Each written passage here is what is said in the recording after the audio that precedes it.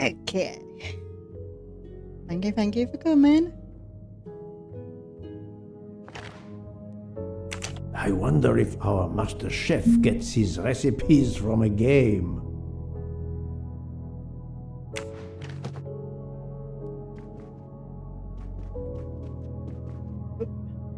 What's that? Yakai bar. Right. You can never have too many of these. I can't go back in there now.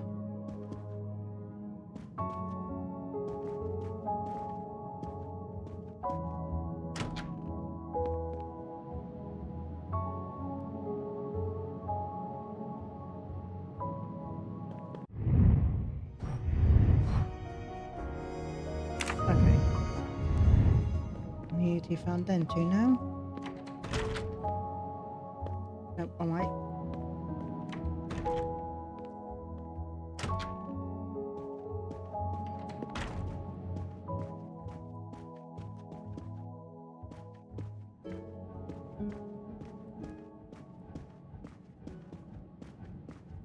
So, my friend, tell me, you have something new?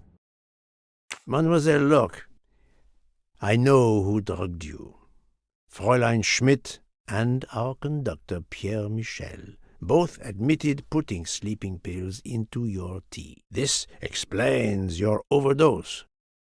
They are relieved you are recovering. Michel drugged a passenger? On behalf of the company, I offer my apologies to you, Mademoiselle Luck. Michel will answer for this outrage. Both of them? I was pretty sure about Fräulein Schmidt, but I admit that I did not suspect the conductor. I have uncovered multiple connections with the Armstrong case. Pierre Michel is the father of Suzanne Moreau, little Daisy's nanny, and Monsieur Hardman was Suzanne's fiancé. As for Hildegard Schmidt, she... No, give me a second. There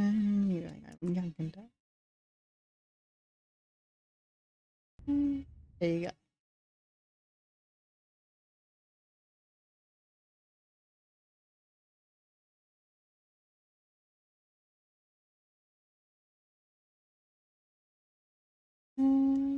Yeah, I can go back now.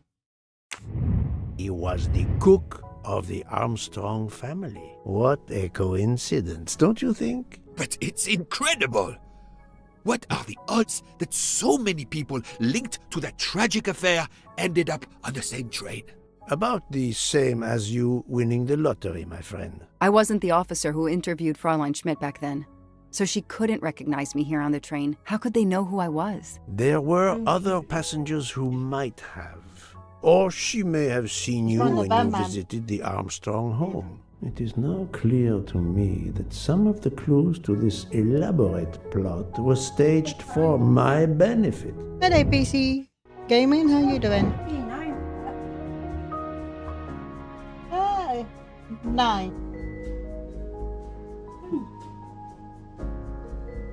What do you believe? The murder, Father Twain, Bill, aboard the train. I said that's the I do not think that's the right answer.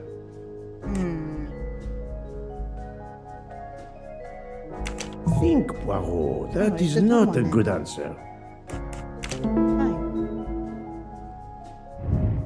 My little gray cells did not let me down. Some clues and information collected so far could lead to a hypothesis.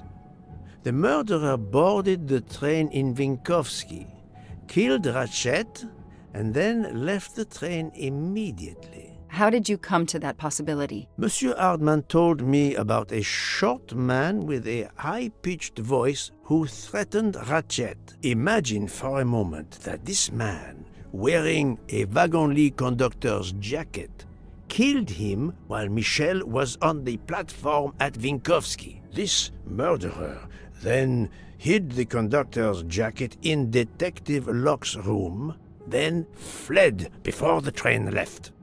Why choose Detective Locke's room? Why, indeed. Let me re-explain from the beginning. Okay.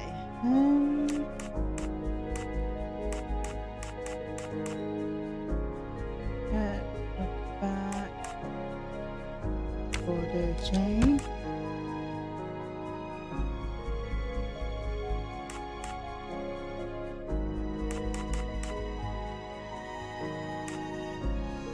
Murder. Hold on. Oh, yeah, I got that one first. And that one.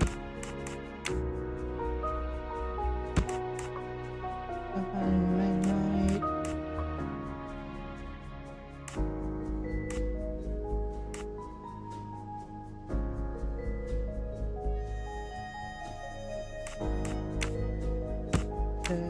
Dente.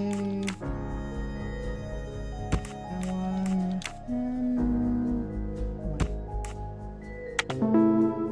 Got it. Got it.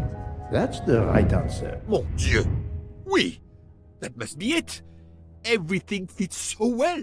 It fits too well, my friend. Other clues lead to a second hypothesis, much more plausible. The several murderers who escape.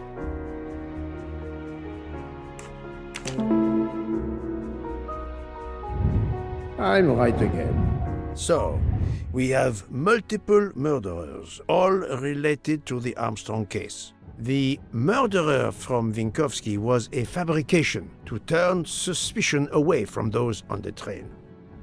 They expected the investigation to be led by some small-town official who could easily be misled. Mr. Poirot? Detective Locke, forgive me. You are an obvious exception. You tracked Ratchet with the tenacity of a bloodhound. Unfortunately for the killers, they not only had you to deal with, but now they had, and I say this with all modesty, the world's greatest detective, Hercule Poirot, dropped into the midst of their meticulous planning. Multiple murderers? Multiple detectives? Poirot, please take pity on me. Who is linked to this case and who is not? My poor friend, I have gone speeding out of the station without you. I will continue. Okay. He's linked and she linked.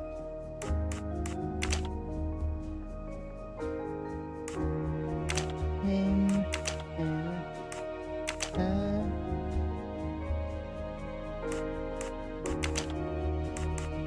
Empty.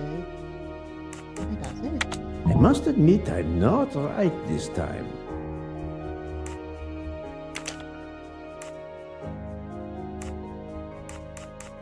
Would you like there you go. Et voilà. Fraulein Schmidt, Pierre Michel, Monsieur Hardman and Monsieur McQueen are all linked to the Armstrong case. I also know that Sonia Armstrong's sister and godmother, Countess Andreni and Princess Dragomirov, are on this train. And finally, Detective Locke discovered that Mr. Foscarelli was the Armstrong chauffeur. If we add Detective Locke and Ratchet, of the 12 passengers in that coach, 9 have a connection with the Armstrong case. What next, Poirot? Or should I say, who next? It is time to summon everyone. Everyone? Even Dr. Constantine? The train crew other than Michel? Dr. Constantine, yes. I will need him. But we don't want the others as witnesses. I will see that their duties keep them occupied elsewhere. Excellent. I have always thought this moment in a case is much like Rodin unveiling the thinker before a captivated audience. A work of art. Have you not felt that way, Detective? No, Mr. Poirot. I'm happy just to slap the cuffs on him. Well, there is some artistry in that as well, I suppose. Where would you like the unveiling, Poirot? The lounge? Perfect. Then I will gather all the passengers in the lounge. Didn't feel dessert.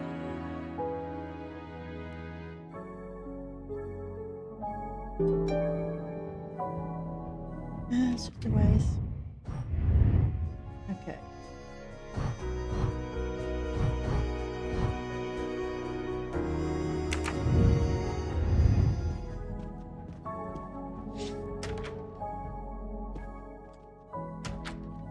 Where's the lounge?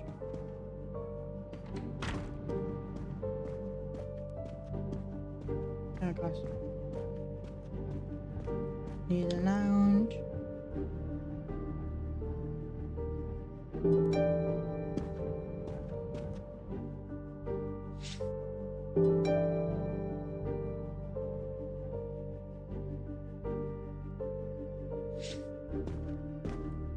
Monsieur Book, are the train crew locked in their quarters? Yes, they are. Then the stage is set for the final act.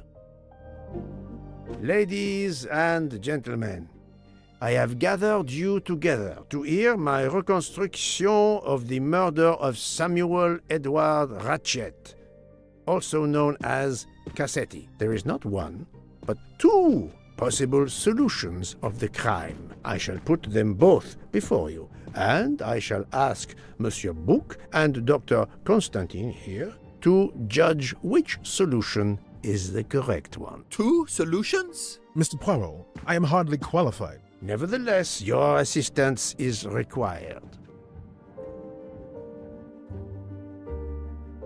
Now, you all know the facts of the case. Ratchet was found stabbed to death this morning. He was last known to be alive at 12:37 a.m. last night, when he spoke to the wagon-lit conductor through the door. His watch was found to be badly dented, and it had stopped at a quarter Hello, past Chris. How you 1. doing? Dr. Constantine, who examined the body, puts the time of death as having occurred between midnight and 2 in the morning. At half an hour after midnight, as you all know, the train ran into a snowdrift. After that time, it was impossible for anyone to leave the train. So, here is my first theory. The enemy, as Ratchet expected, joined the train at Vinkovsky by the door left open by Captain Arbuthnot and Monsieur McQueen, who had just descended to the platform. He was equipped with a wagon-lit jacket, which he wore over his ordinary clothes, and a pass key which enabled him to gain access to Ratchet's compartment in spite of the doors being locked. Ratchet was under the influence of a sleeping draught. This man stabbed him with great ferocity, 12 wounds in all. He left the compartment through the communicating door to Madame Hubbard's compartment. Yes, that's so. Scared me half out of my wits. The murderer thrust the dagger he had used into Mrs. Hubbard's handbag in passing. Without knowing it, he lost a button of his uniform. Then he slipped out of the compartment and along the corridor. He put the uniform jacket into Detective Locke's suitcase to cast suspicion on her. And a few minutes later, dressed in his ordinary clothes, he left the train just before it started off again, using the same means for egress, the door near the dining car.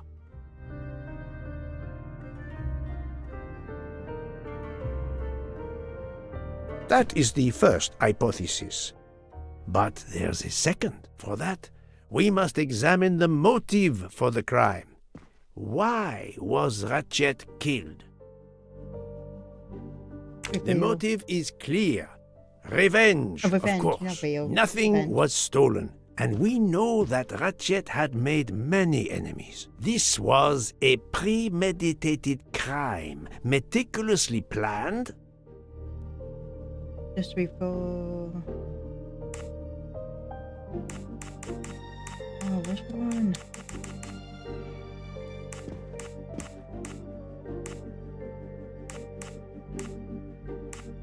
I don't No, know. what am I thinking? The outline was conceived long before Istanbul. since the kidnapping and death of little Daisy Armstrong, which traumatized many people close to the family. Even when the police concluded that it was Suzanne Moreau, questions remained. Detective Locke continued her investigation, as did others. They became convinced the truth lay elsewhere. We now know who the real murderer of Daisy is. It is Okay. clear now that Daisy's killer was Ratchet, also known as Cassetti and Michael Clark and how many other names. But of course, many of you have known this for a long time. It is obvious that the 12 stab wounds are not a random number. Dr. Constantine's analysis revealed that some stab wounds appeared to have been caused by a right-handed attacker. Others indicated the knife wielder was left-handed. Some wounds were deep, more than one fatal, yet others were not much more than mere scratches. What can explain these discrepancies? This leads us to an obvious conclusion. They are symbolic.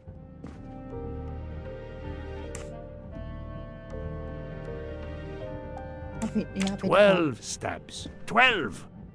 The same number as a trial jury in the United States. But not just a jury of 12 members condemning him to death, but 12 executioners as well. This self-appointed jury had meticulously planned for everything except Snow. snow. The avalanche that stopped us, as well as the presence of not one but two detectives on the train. They had to improvise, to hastily add clues and false leads. This woman in a red kimono does not exist. I don't know which of the passengers it was. It does not really matter. It was just a performance, a charade to introduce another possible culprit to muddy the waters. The time on Ratchet's broken watch was deliberately set to conceal the true time of the crime. The vial of vaping liquid incriminated Captain Arbuthnot. However, he had a solid alibi confirmed by Monsieur McQueen. Impossible then to suspect him. The conductor's Susan. jacket found in Detective Locke's How you suitcase doing? was put there only to cast suspicion upon her. All these false leads were intended for me. But I am Poirot. I understood the truth. We have a train full of suspects. It's time to identify who the real culprits are. Let's start with Detective Locke.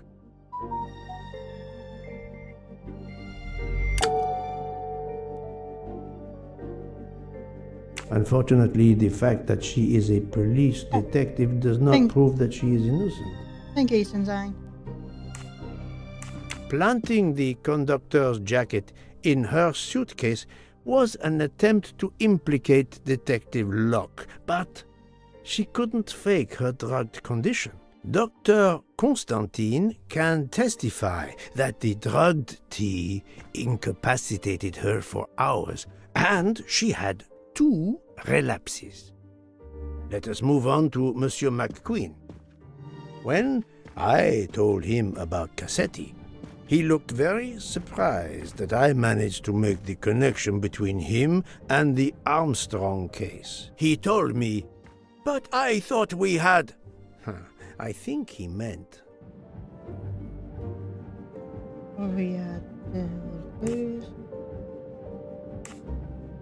you thought you didn't leave any real clues linking the murder to the Armstrong kidnapping. I'm doing well, thank Moreover, you. you insisted that Ratchet did not speak French when you knew I had heard a voice calling out in French that was supposed to be Ratchet.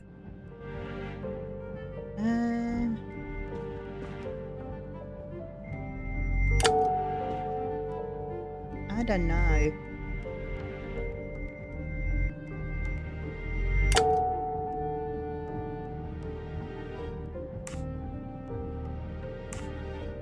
even if he must have hated his boss, that's not proof he killed him.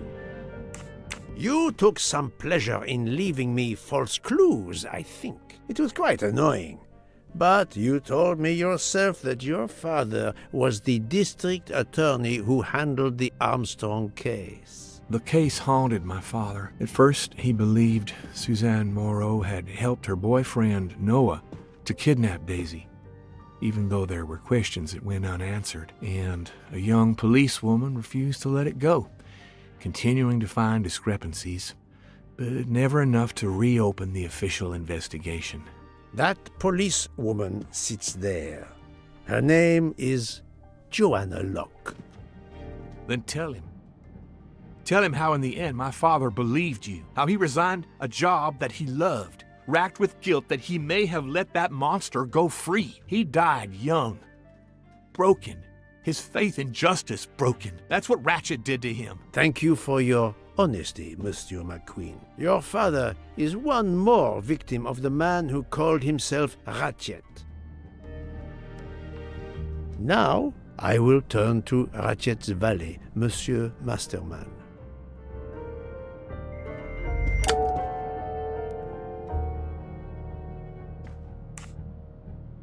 I don't.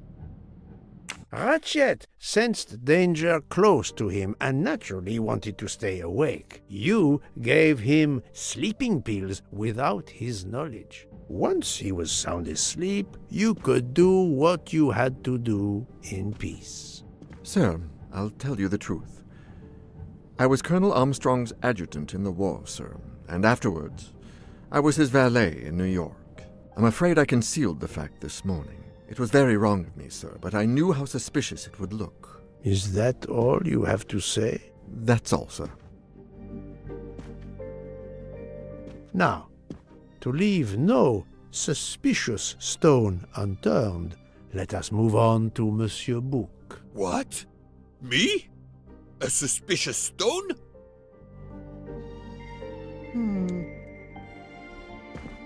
I.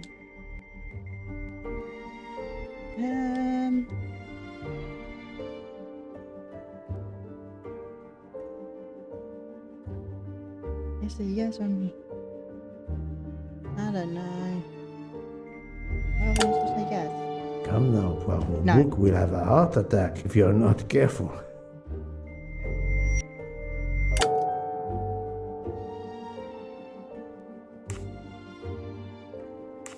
His lofty position as director does not clear him of suspicion.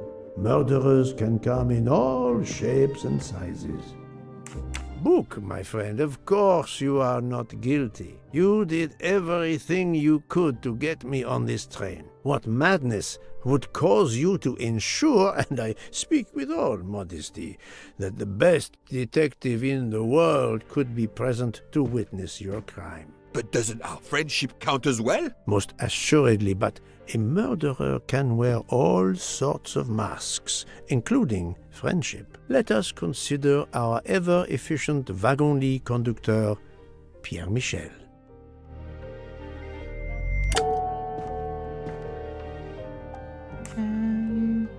No, that is his motive. I need real, tangible proof. Okay. That member. Your admission that you drugged Detective Locke immediately incriminates you, but the murder could not have been possible without your very capable assistance. Your knowledge of train procedures made the murder possible, and your position in the corridor of the train allowed you to be the perfect alibi for several passengers. And your motive? Suzanne Moreau, Daisy Armstrong's poor nanny, who was wrongly accused and committed suicide, was your daughter. C'est un foiré. He got what he deserved. My poor daughter has finally been avenged. My Suzanne. My child. Let's move on now to Monsieur Hardman, one of 3 detectives on this train. Yeah, because it's his fiance. Monsieur Hardman, I think you are a real detective. But you were never hired by Ratchet. Your alibi was that you were watching the corridor to protect Ratchet, which, of course, you never did. You protected Pierre Michel. However, we just saw that his alibi doesn't hold up, so neither does yours. I don't know about the conductor. Being Suzanne's fiancé, you had a substantial motive to punish Ratchet. You used your detective skills, just as Detective Locke did, to hunt him down and finally avenge the death of your beloved. That's right, Mr. Poirot. I do have some detective skills. I never doubted it. Now, Fraulein Schmidt, the lady's maid with the soul of a cook.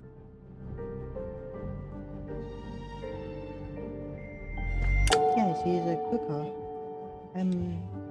Armstrong's cooker. Although she tried to protect the princess when I presented her with the embroidered handkerchief, that's not evidence she committed murder. Fraulein Schmidt, you told me of your remorse for drugging Detective Locke. I believe you are sincere. However, as the cook of the Armstrong family, you experienced the drama from within. The death of Daisy, then Sonia Armstrong, who died in childbirth, and finally, Suzanne and John Armstrong.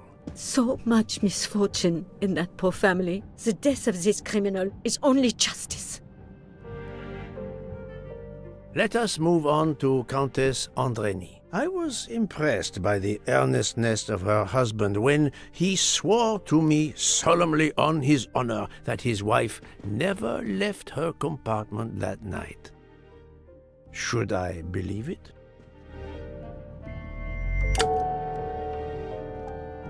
Even if it seems logical, it's more complicated than that. I believe Countess Andreni.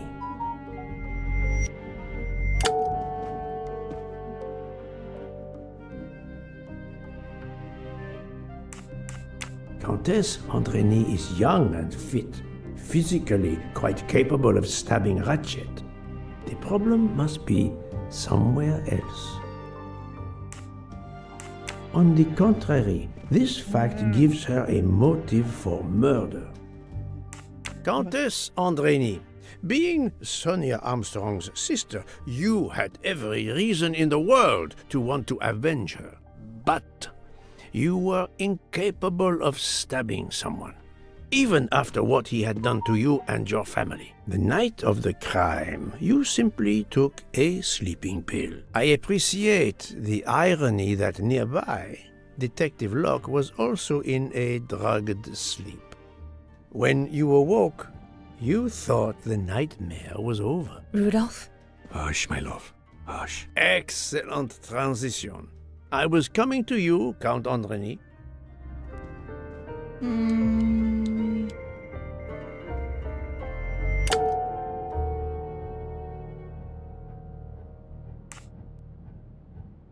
12 people, a jury. This was very important to all of you. If Countess Andreni did not stab Ratchet, someone had to take her place. And you, Count, the beloved husband. I've seen how fiercely you love and protect your wife. Enough! I would do anything for Helena. Anything. Even that. Yes, even that. Let's move on to Monsieur Foscarelli. Yeah, because he was a driver. No. Detective Locke found out that you were the Armstrong chauffeur, and that you planned to travel on the same train at the same time as Ratchet. That is what made her decide to obtain a ticket as well. Unfortunately, she could not prevent the murder. Have you lost your tongue, Mr. Foscarelli? Oh, Daisy. She was the delight of the house. Tonio, she called me. And she would sit in the car and pretend to drive me. And you, Mademoiselle Olson, a champion for the immigrants, a worthy calling. Nah, no. I do not think that's the right answer.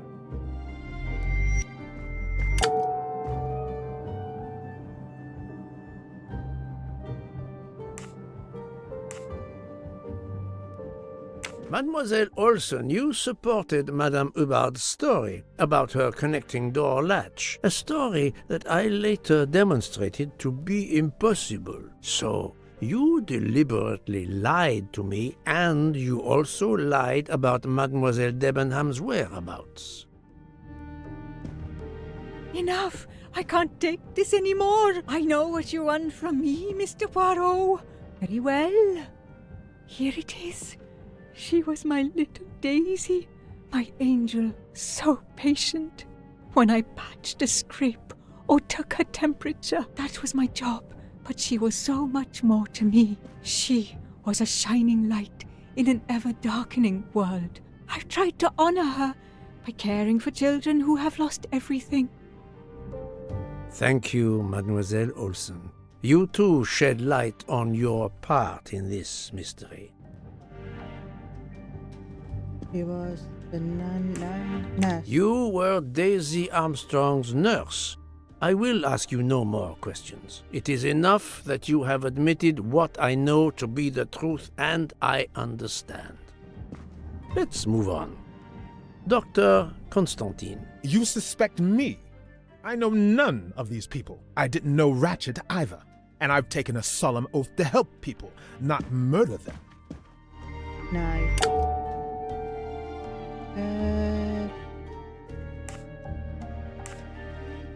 Dr. Constantine was certainly helpful to my investigation, but that does not prove he is innocent. You are one of the few people in this room not to have any connection with the Armstrong case. Moreover, your alibi is confirmed by Monsieur Bouc, whom I would trust with my life. That is very kindly said, my friend. We now come to Mademoiselle Debenham and Captain Arbuthnot, whose relationship was not in doubt from the moment I inspected your room at the hotel. You have a bloody nerve. Indeed, I do. We're getting married. Congratulations, but I would rather talk about your relationship to John Armstrong. Cousin, brother, driver.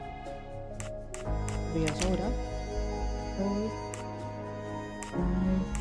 Partner.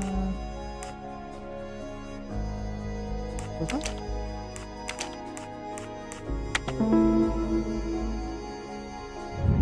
That's the right answer.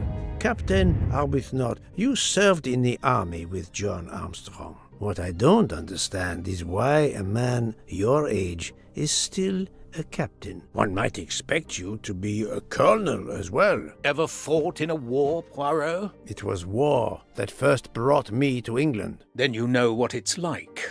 There's a shattering sound, and death, and mistakes, acting on intelligence that proved to be wrong. I sent a patrol to their death. Good men, brave men, wasted. John testified on my behalf at a court-martial. I'm not a colonel. I don't deserve to be, you bloody fool. But I'm also not in prison. John remained my best friend until... There, you have my story. Understand now? Archie, calm down, please. You're right, Mary. What you see in me, I don't understand. Oh, Archie, I see in you what John saw. Miss Debenham, I'm sorry. My turn, is it? I'm afraid so. And you have caused me quite a puzzlement. Your connection with the Armstrong family was not obvious. Then I remembered the job you currently hold. Is a teacher.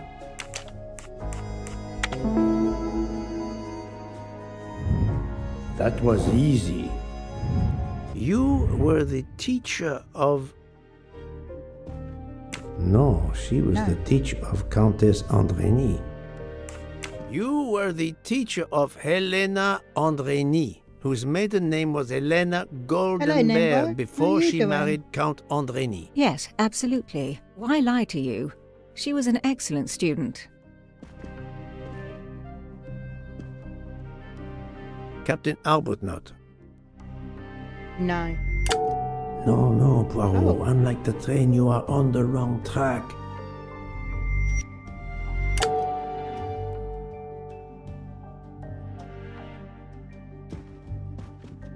No, his vial found at the crime scene was a decoy. You had one of the strongest alibis, thanks to Mr. McQueen. But his testimony melted like a snowflake. There went your alibi. Poof! Unless you have another one. As for you, Mademoiselle Debenham, Good. I do not Oh, think perfect. that... Vem ordningar. Mademoiselle Olsen was the only one who could confirm your alibi. I think you know where you stand. Very good, Mr. Poirot. Are you satisfied? I will be soon.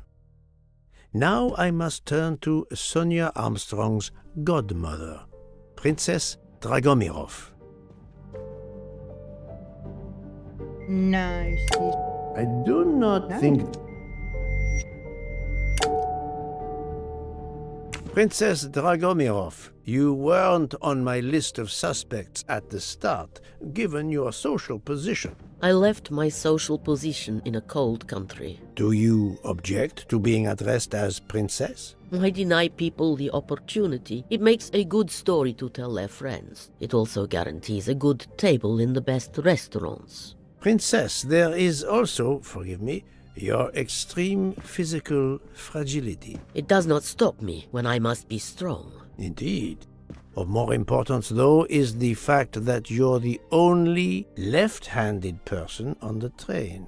And the single blow to Ratchet from a left-handed person was very, forgive me, weak. Finally, I'm afraid I know the alibi that you shared with Fraulein Schmidt is false. You have been very thorough, sir. I hope you will permit me to say we are much alike. I am honored. Now it is time to end with Mrs. Hubbard, or should I say,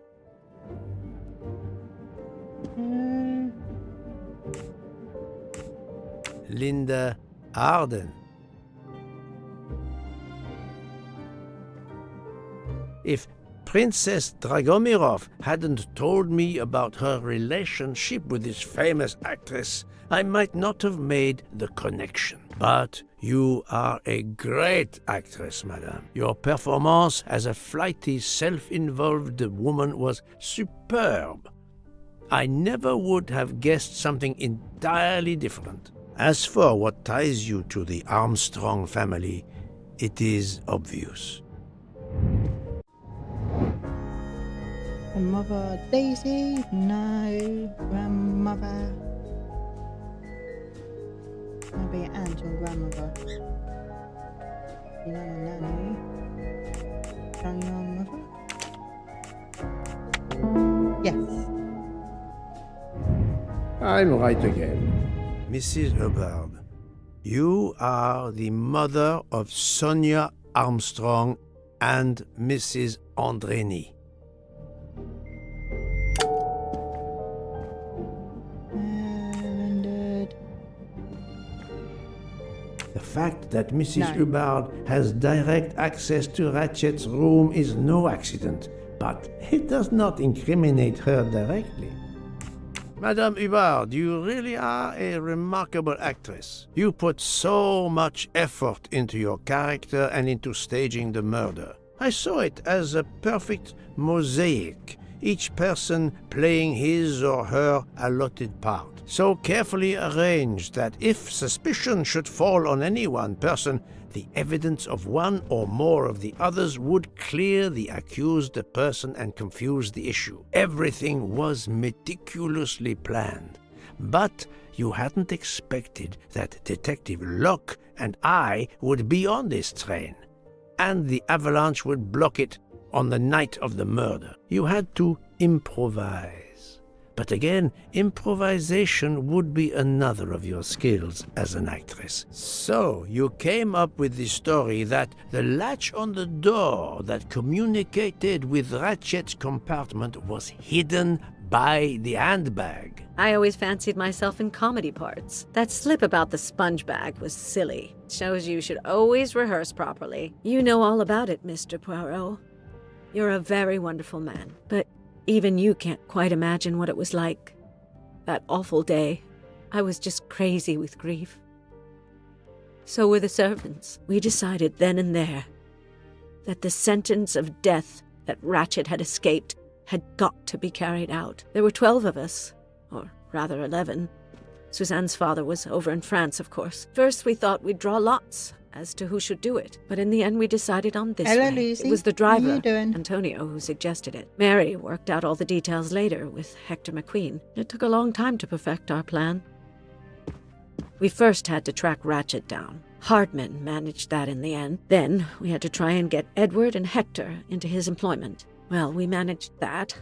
Then we had a consultation with Suzanne's father. Captain Arbuthnot was very keen on having 12 of us. He seemed to think it made it more orderly. He didn't like the stabbing idea much, but he agreed that it did solve most of our difficulties. Well, Suzanne's father was willing. Suzanne had been his only child. We knew from Hector that Ratchet would be coming back from the east, sooner or later, by the Orient Express. With Pierre Michel actually working on that train, the chance was too good to be missed. My daughter's husband had to know, of course, and he insisted on coming on the train with her. Hector wrangled it so that Ratchet selected the right day for traveling when Michel would be on duty. And then, at the last minute, you came. For the rest of the story, you worked out everything, Mr. Poirot. You were right about all of us. What are you going to do about it? If it must all come out, can't you lay the blame upon me, and me only? I would have stabbed that man 12 times willingly. It wasn't only that he was responsible for my daughter's death, and her child's, and that of the other child who might have been alive and happy now. It was more than that. There had been other children kidnapped before Daisy, and there might be others in the future. Society had condemned him. We were only carrying out the sentence, but it's unnecessary to bring all these others into it, all these good, faithful souls. You are a director of the company, Monsieur Bouc. What do you say?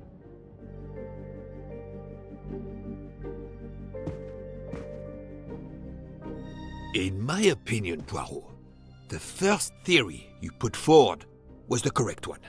Decidedly so. I suggest that is the solution we offer to the police. You agree, Doctor? Certainly, I agree. As regards the medical evidence, I think that I made one or two fantastic suggestions. Then, having placed my solution before you, I have the honor to retire from the case.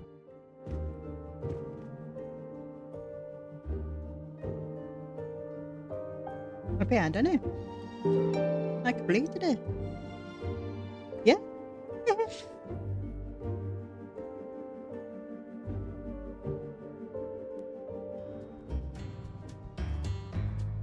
Okay. Hmm.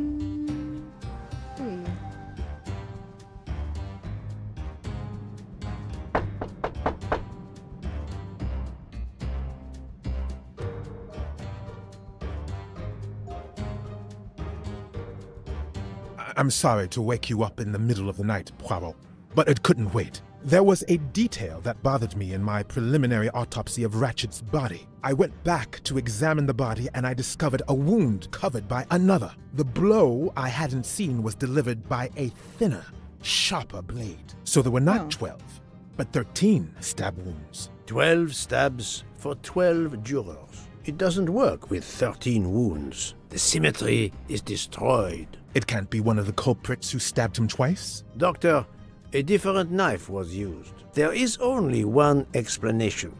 Somehow, some way, there is a 13th murderer on this train. We must tell Book. The case is not solved. Yeah. Okay, we're not finished. We're not finished.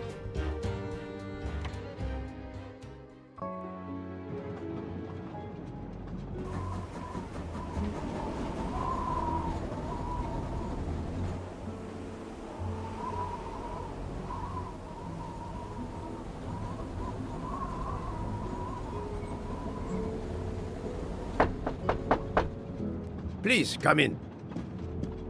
Ah, Book. I see we are moving at last. Yes. The way was finally cleared while we slept. If all goes well, we will arrive in Venice this evening. The train will be there for several hours for refueling and reprovisioning. What do we do with the 13th murderer? Do you have a lead? I thought about it. There is one clue that was left aside in my investigation. The diary I found in Ratchet's safe mentioned an appointment in Venice. Someone with the initials AW. He will never keep the appointment. Sorry, AW.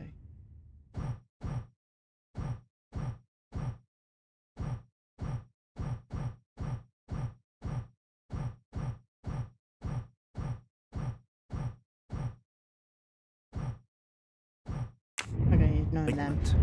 But there should be enough time. I must try to keep that appointment for him.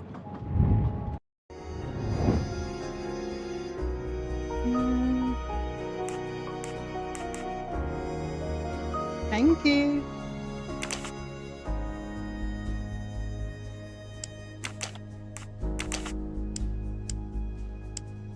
Oh, come on, Ma. Got that 3. Bingo. Hello? I must admit I'm not right this time. This is wrong. But I'm never far from the truth. I do not think that's the right answer. Where does this one that Oh, no, 18. No, not good. Think, Poirot. That is not a good answer. Man.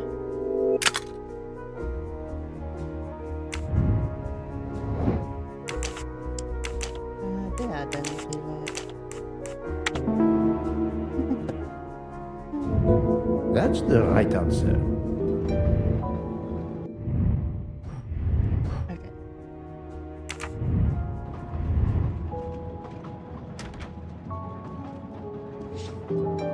Where's the bottle? I think we should let Ratchet rest in peace. Where's the daughter? 101.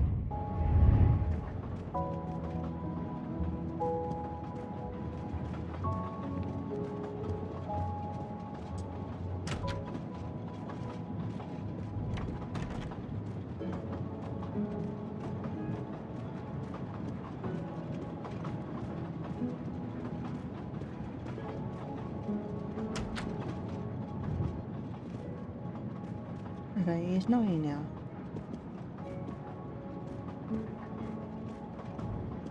I don't have time for small talk. How would it look to the police if I asked a suspected murderer for help?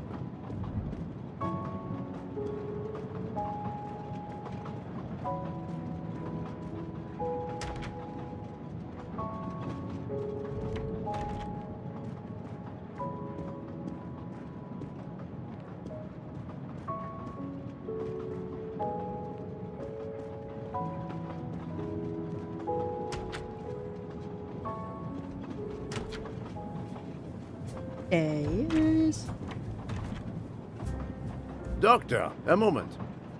Have you made arrangements for Ratchet's body? Yes, it will be collected by the Italian authorities when we reach Venice. The autopsy will be performed there. However, there is something odd. Oh? Since the train is French, jurisdiction must be shared. When I told them you were already on the scene, they have both agreed to support your investigation until we reach Paris. Ratchet's compartment will be sealed until we arrive there. All of those who conspired to kill Ratchet are to be confined to the train until then as well. So, thanks to you, I am the rope in a tug-of-war between two countries. Oh, but I thought you would want to be in charge. And isn't it odd we continue on our journey with a trainload of people that police consider potential murderers? Calm yourself, Doctor. It is not the first time I find myself in the middle. And, to be honest, I welcome the chance to see this case through. It is fast becoming one of the most challenging of my career. So, my dear book, how does our journey progress? We are well on our way to Venice. All of our passengers are locked in their rooms by order Thank of you, the authorities. Bingo. I watch them when they want to stretch their legs, like the captain there behind you. I see that you have the situation well in hand. Would you be able to accompany me to Venice to follow a lead? I'm honored you asked me, my friend. I would have loved to help you. But I have to manage the situation here. I must make sure no one gets off the train in Venice and that Ratchet's body is transferred. Let's speak to him. I'm not going to ask a murderer to help me catch himself. I'm not going to ask.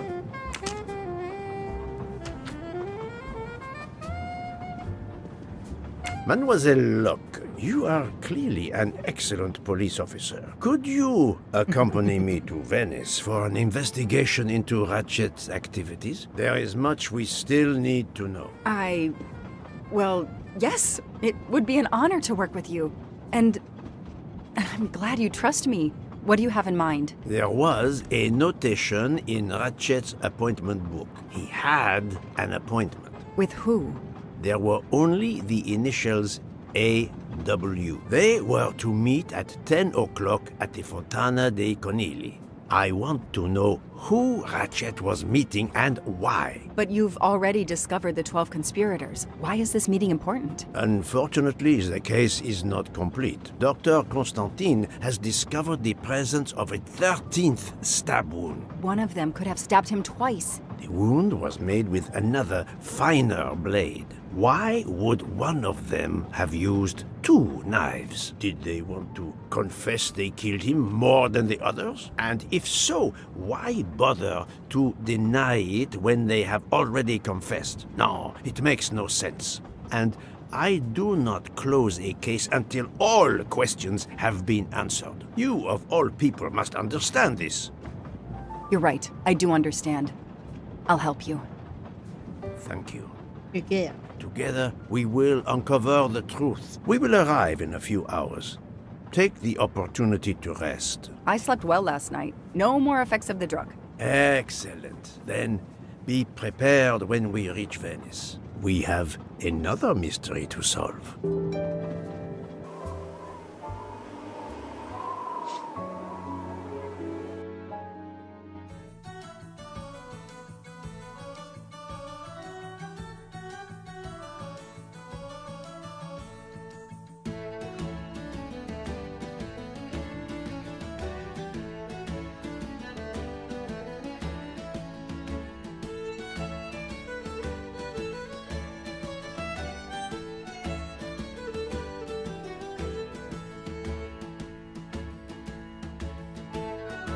Are you enjoying the game?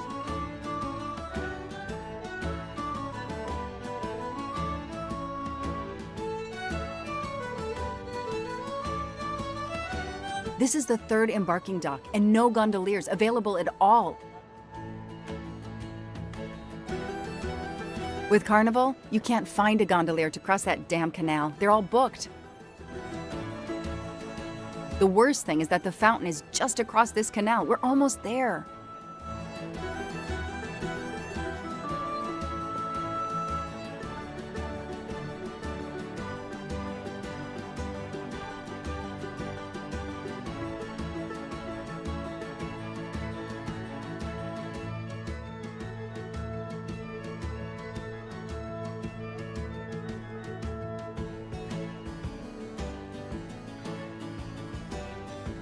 I see a gondolier just over there.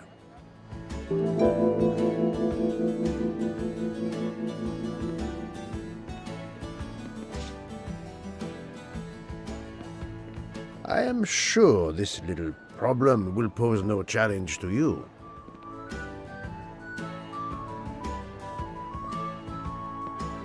Every carnival, my friends and I mask, and every carnival, we lose one another.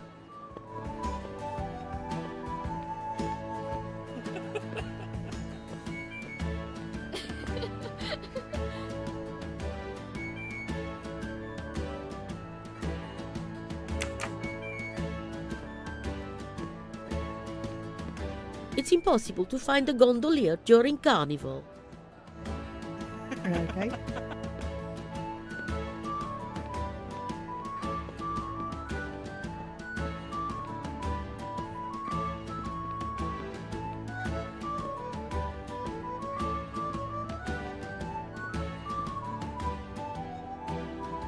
Hi there. We'd like to cross the canal, please. There is a bridge about a kilometer down the canal. Please. According to the map, the Fontana dei Conigli is just across the canal here. No, I, Gabriele, cannot help you. I'm sorry. We'll miss the 10 o'clock rendezvous if we try to get through this crowd. And have to walk a kilometer in both directions. Why is he refusing to take us across? He looks upset. I should try to find out why. If it's a matter of price, I'm sure we can work it out. Money?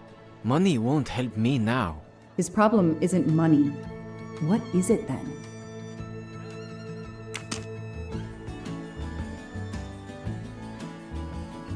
Bella Chiara, the beautiful Chiara. A beautiful name for a beautiful gondola.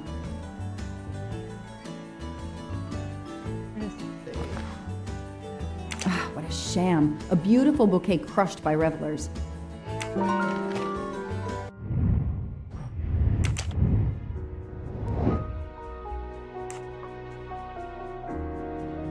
Excellent!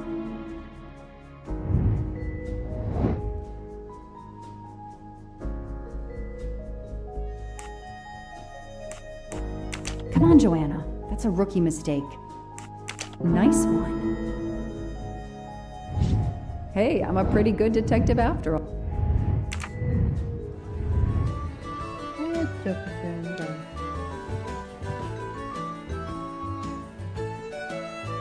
I'm sorry you had a fight with Chiara. What?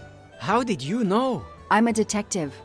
I'd like to help, if I can. If you have a spare engagement ring, detective, I'll take it. Ah, I see. You lost the engagement ring you were planning to give Chiara? Lost? It is worse than that. I threw it away in the canal.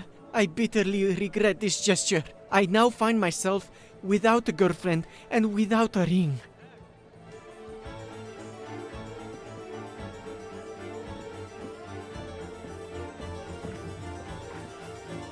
If we find the ring, maybe the gondolier will take us across. You are right. There is not much time. I will help you.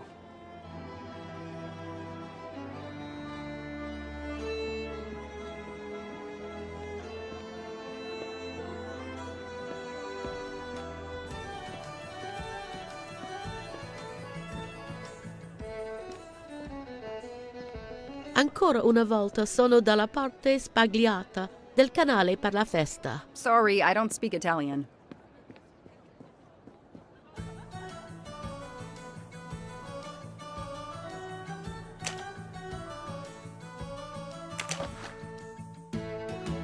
I don't need an empty soda can. There are too many plastic bottles in the world.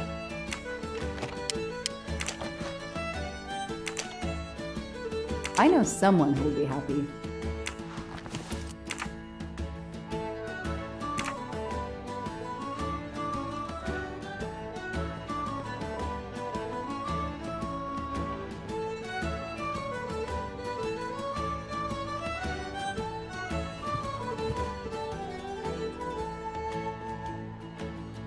Excuse me. I believe I have something that belongs to you. Mamma mia, grazie mille, signorina. With this, I can now win my Chiara's heart again. I know it. How to thank you? My friend and I need to get to the other side. We have a very important date at the Fontana di Conigli. Ah, yes. The rabbit fountain. Of course, I'll take you across. Then I will call Chiara. Hopefully she will forgive me. I'm sure she will. Well done, Detective Locke.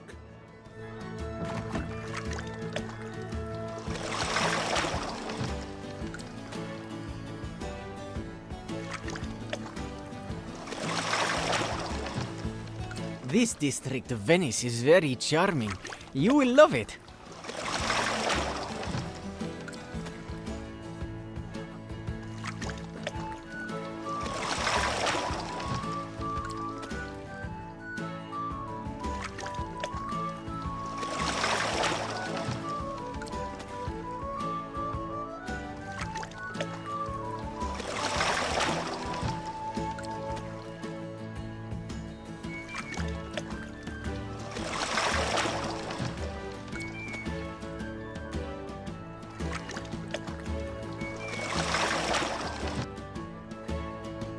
If it's not too much to ask, can you wait for us until we return? Yes, no worries.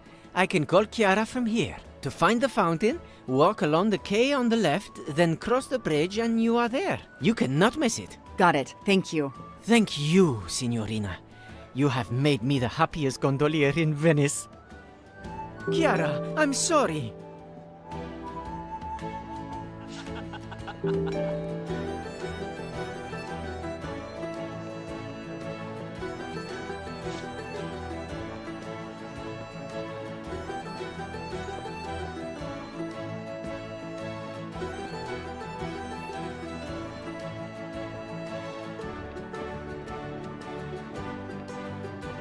There we go.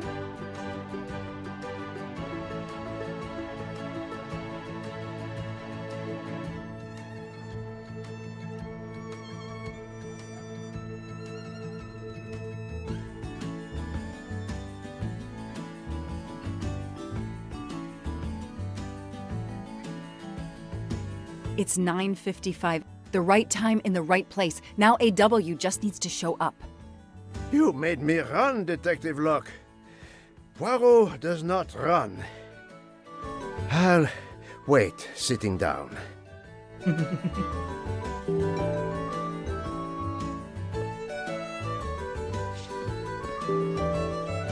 Is it?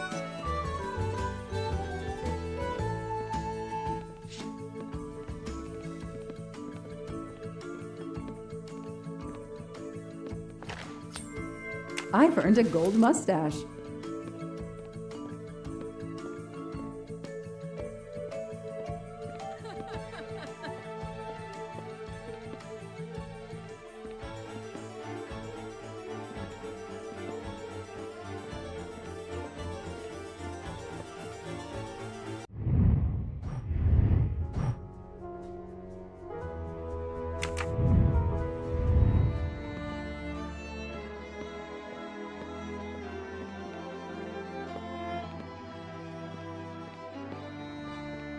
I have an appointment with you, don't I? No, dove la tua mascara?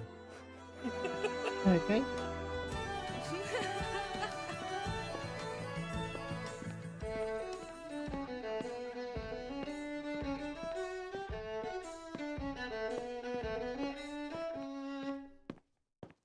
Did you see anyone who could be AW? No, no one. But who knows what those masks and costumes are hiding? We have an appointment, I believe. I don't think so. I've never met you. Did you have an appointment here at the fountain? Yes, to party.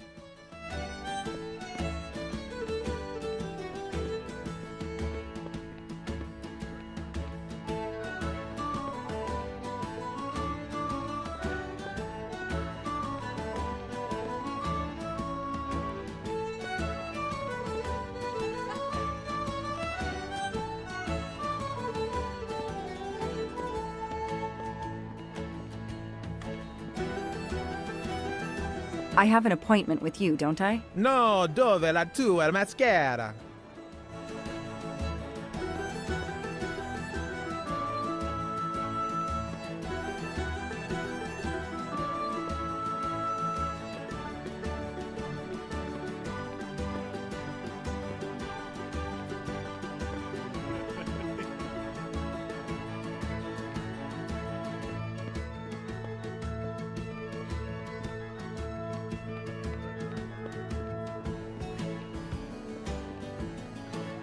Did you have an appointment here at the fountain? Yes, to party.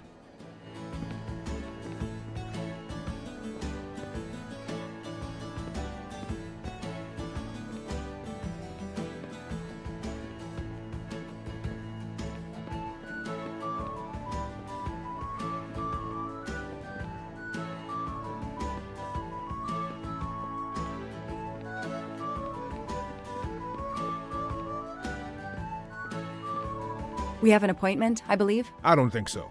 I've never met you.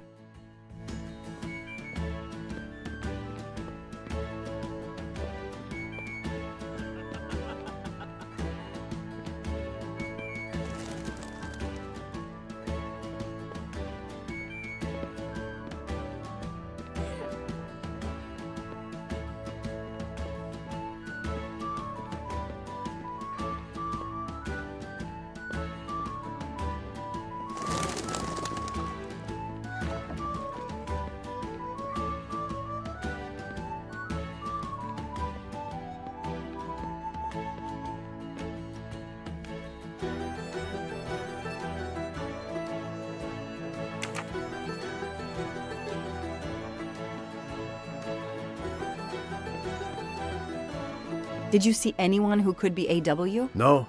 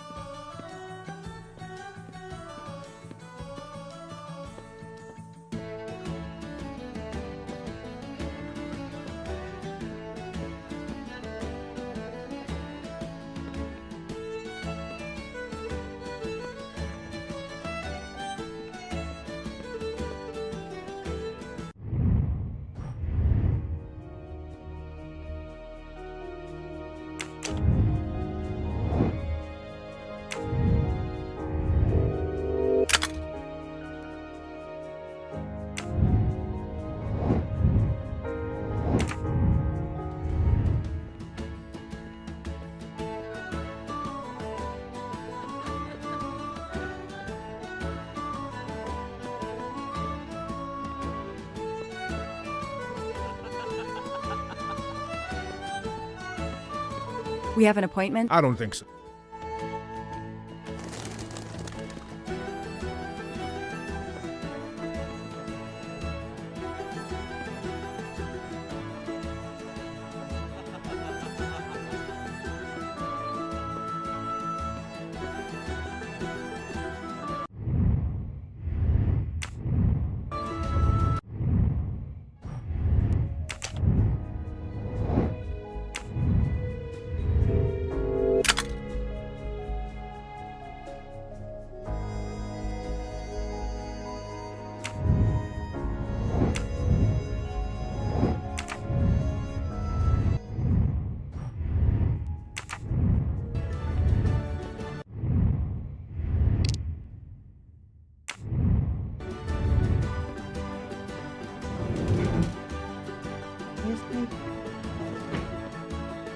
If there's no one to help me, they won't mind if I help myself.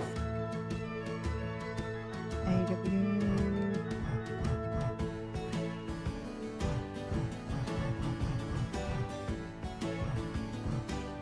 Aziz Wadi.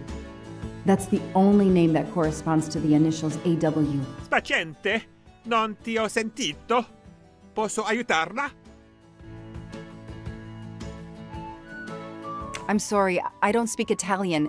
Do you speak English? Of course, signorina. How may I bother you? How? What? Oh, I have an appointment with one of your guests. What is the name? I have an appointment with Mr. Aziz Wadi. Do you know if he's here? Well, unfortunately, he left the hotel this morning. He seemed to be in a hurry, but he left a carta. You are? I'm Mrs. Ratchet. Mr. Wadi asked me to give the message to the signore, but I suppose this is okay.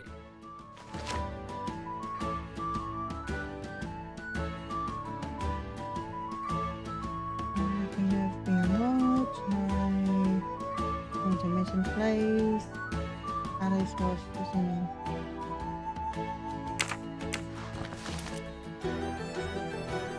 We got you far away. So, mademoiselle, was our mysterious AW here? No, but I managed to get his name, Aziz Wadi, and a letter he wrote for Ratchet. It seems to be a kind of riddle rhyme. Let me see.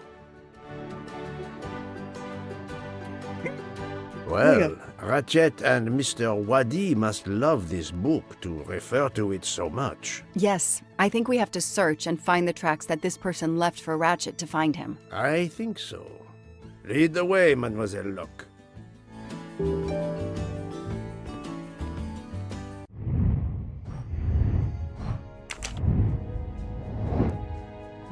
some meeting with Ratchet.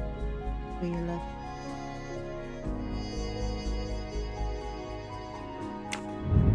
Over further. Alice was sitting on a bathroom with face at the side of a rabbit and laid the baseball away. Alice saw it and again let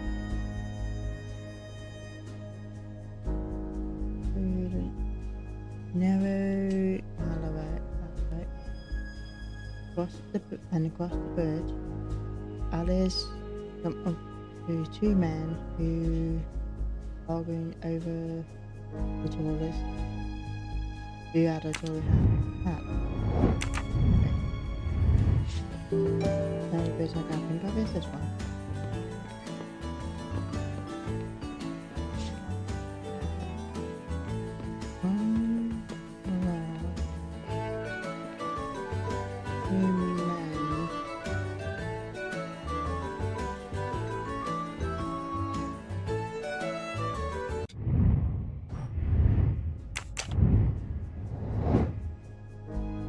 Her feet led up back to her alley,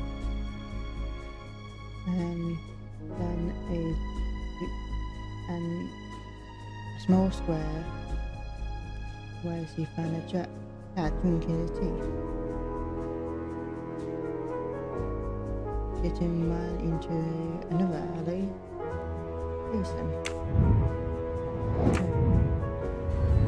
Another alley.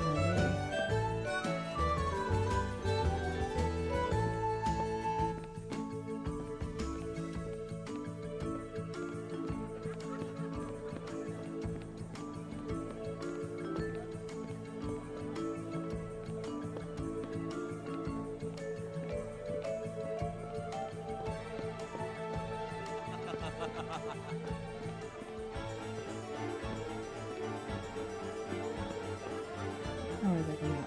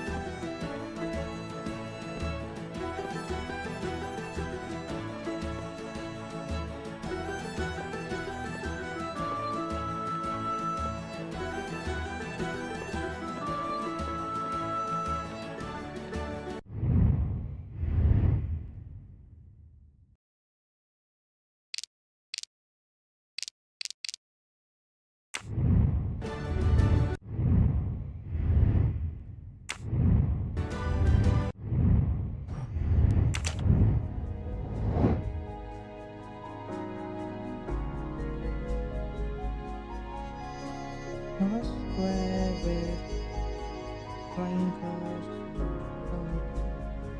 soldiers.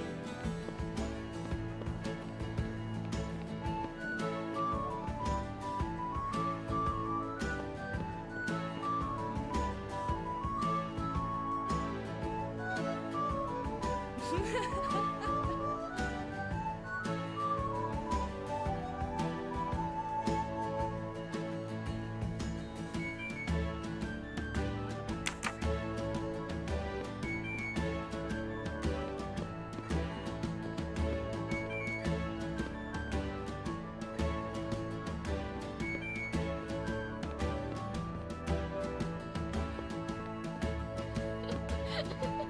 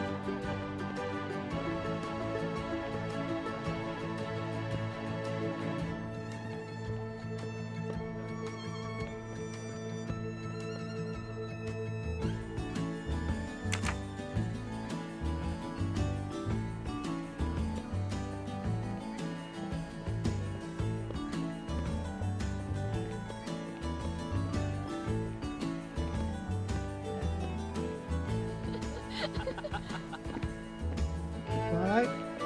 Do you need help, Detective Locke? It looks like the writer of this letter is quoting Alice in Wonderland. No, I think it is a pastiche. Monsieur Carroll was a much better writer than this. It's a riddle. No, a map. Both. I think Mr. Waddy was worried their business might be known, and has given Ratchet directions to a new rendezvous point. Mr. Waddy's letter mentions a rabbit. The rabbit fountain is an obvious starting point. I believe the letter refers to this place. We have a reference to hats in the letter. Where can we find hats? If we follow the letter, our next landmark will be a cat. A real cat is not likely. Let's try to find a picture or a sign with a cat. A place with playing card soldiers. It sounds like a metaphor. What place could make us think of soldiers? The last paragraph suggests a door that requires a passcode. If I understand correctly, this code will be made up of numbers that we will find along the way. Okay.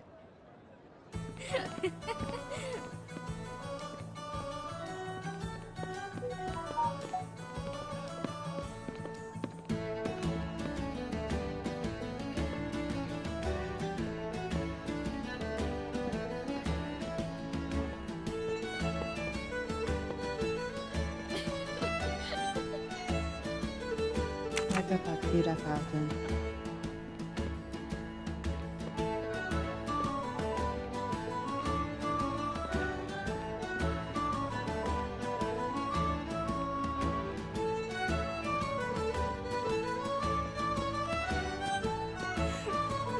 Okay, fountain, and read this again. Let's see. Listen to the button.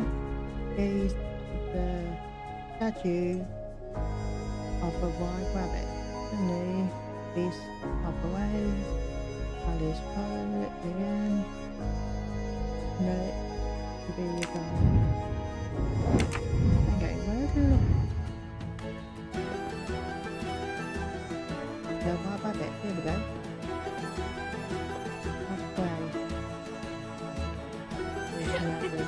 That way.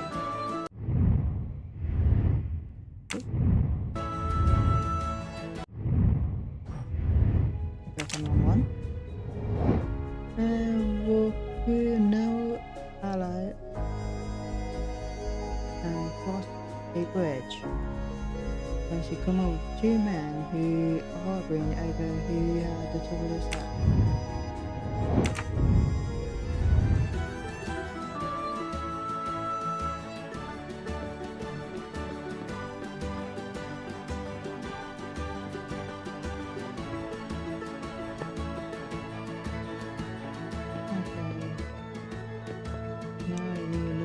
Bridge.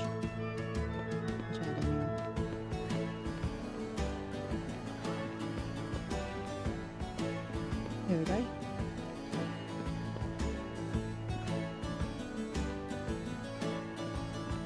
Cats.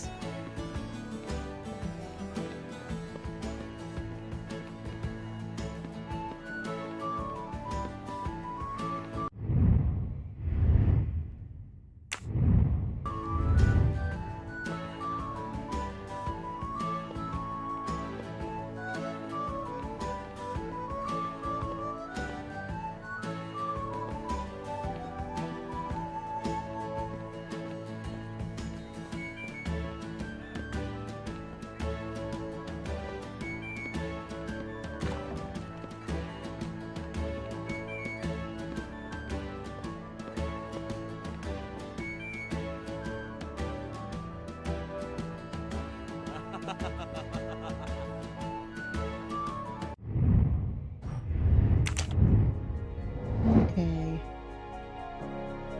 A baby back to now and then to a small square. When she found a cat drinking her tea. She turned right into another alleyway, Alice gazed after him.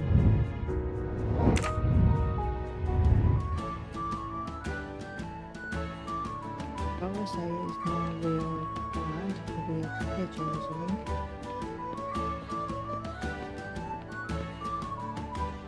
Drinking tea.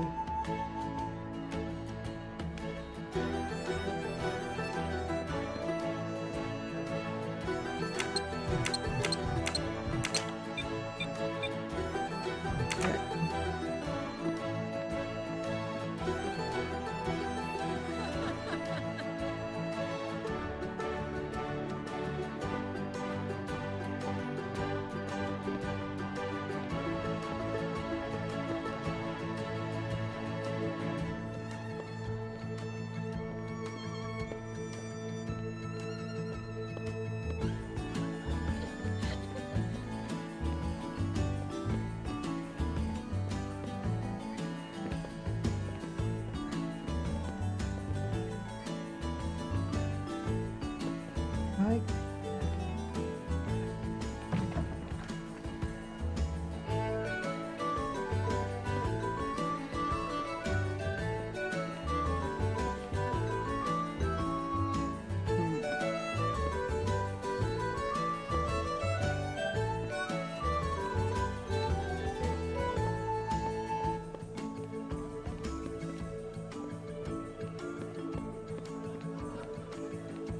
Right.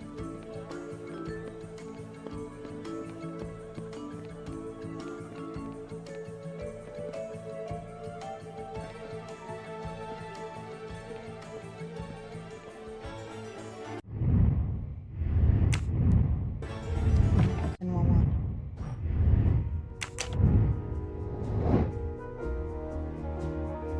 Bankers arrive in a large square with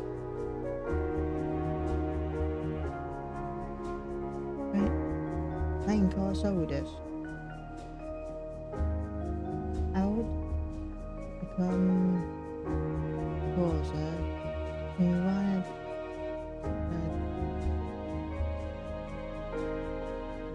base on the code that with where we are training.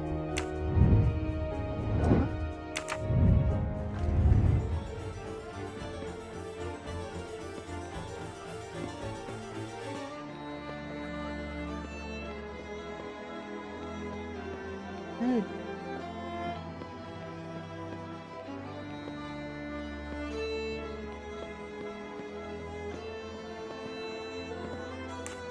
If we follow the letter, our next landmark will be a cat. A real cat is not likely. Let's try to find a picture or a sign with a cat. With a cat. Picture or sign.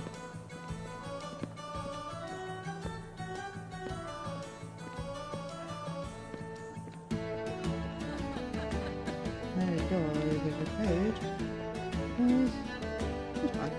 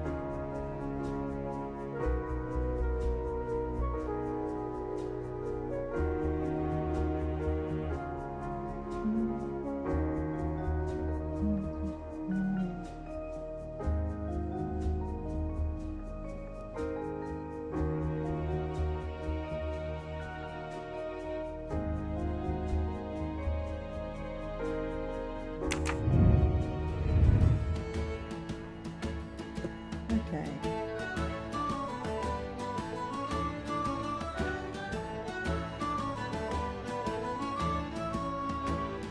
I've got the door. Oh, ooh.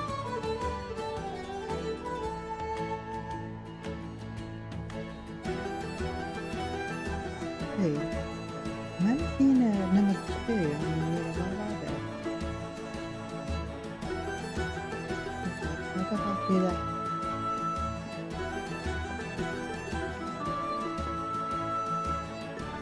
Bridge.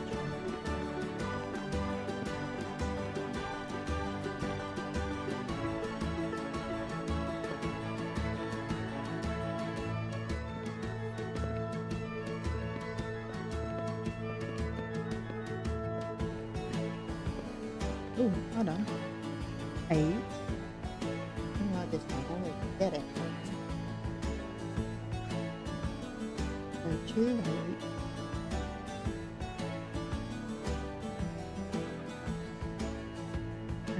There you go. 2, 8.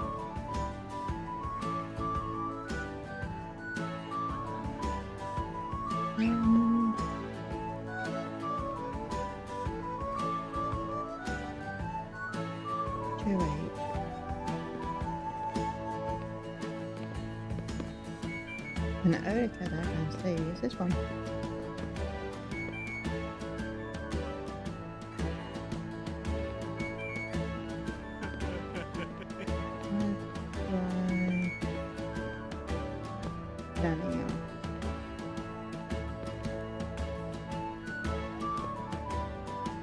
I've never figured that.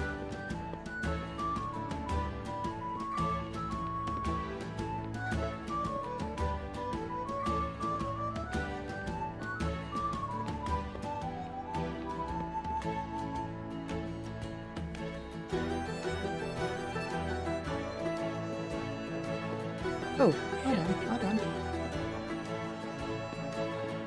Oh yeah. Yeah. Cool.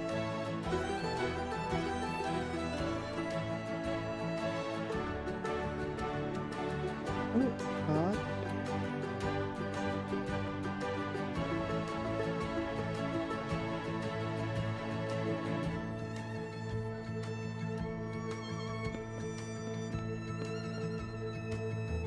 Um.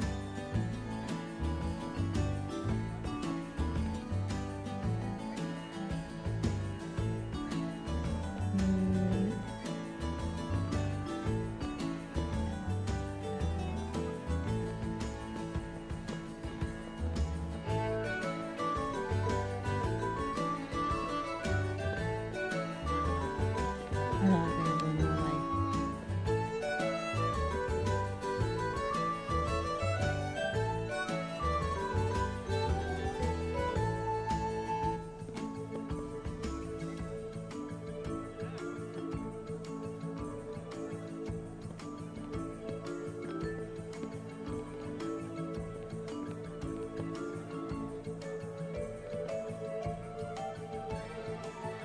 Where's that building?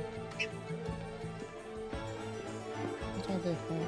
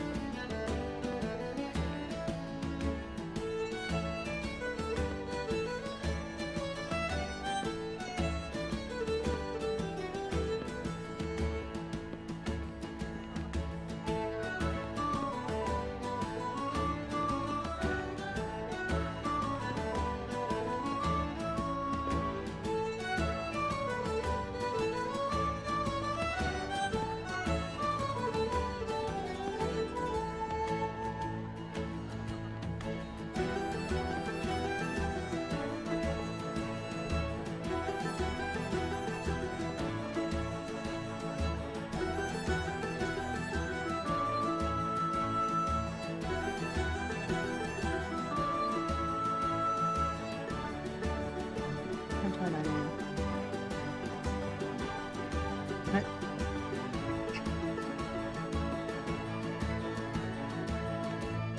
Nope, had been right.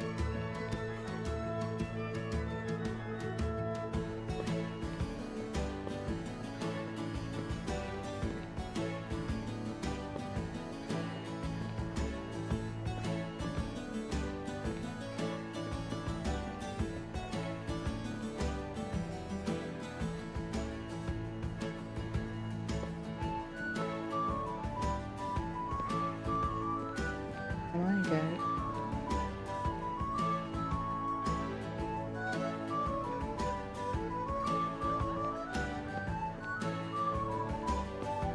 Oh, almost does. Shiny facial hair. The good news is that it's gold. I'm gonna go back down here.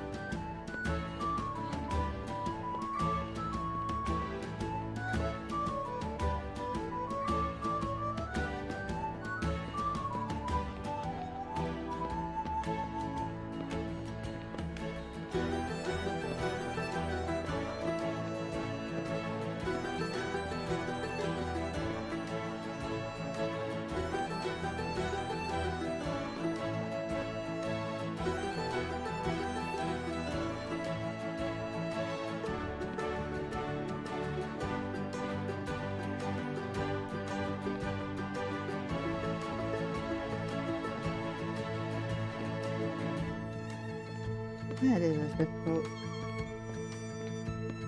Oh, I got another one. There.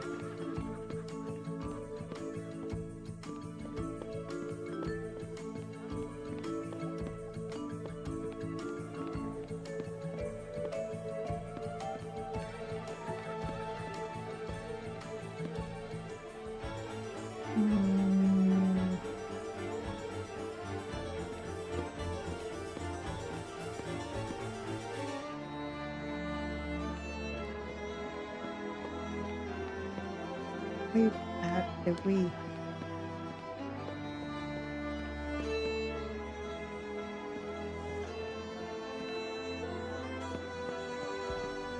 Yep.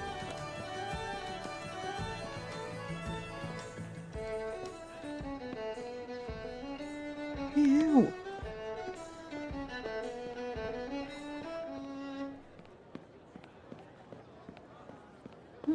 Oh, well done. 9.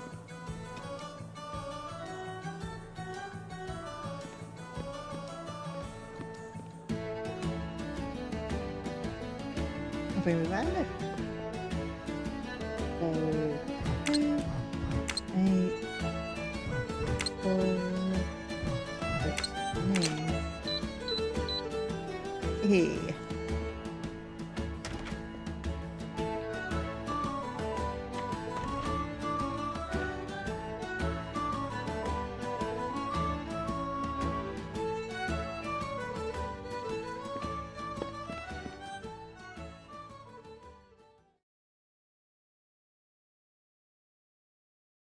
Hey, you. I can't lose them.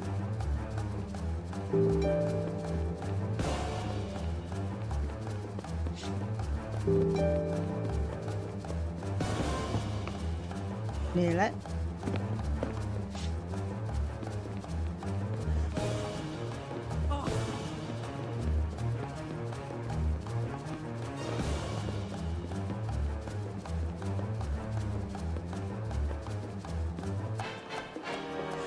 We've had the Ow.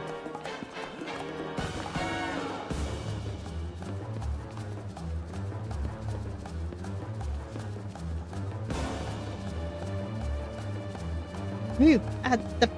Oh, I got kill him. I am joking. No!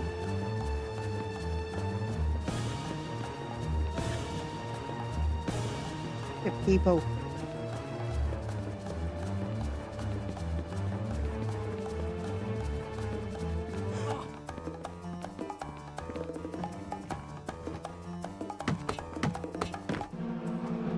No. Come on, go. Oh, okay.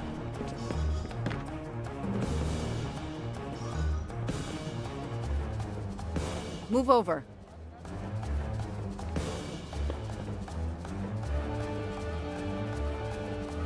Oh, God.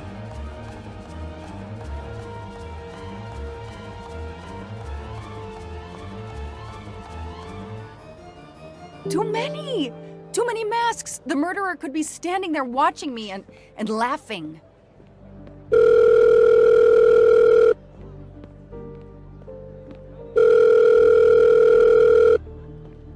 Yes, Detective Locke? The murderer got away.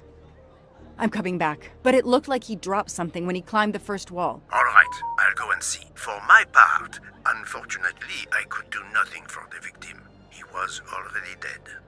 I have already alerted the Italian authorities. I will see what I can find while I wait for them.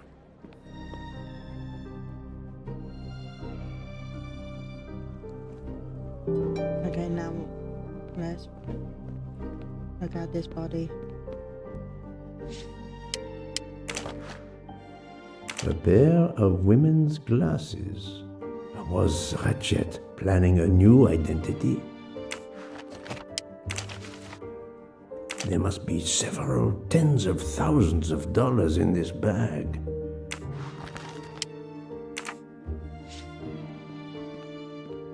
The victim was stabbed. Apparently the method of choice in this case.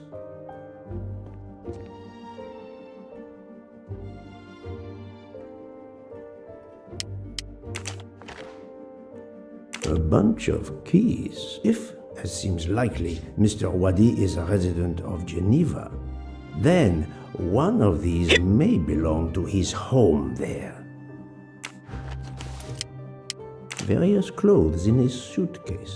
Mr. Wadi was obviously planning to leave this city. I found out who he is. No.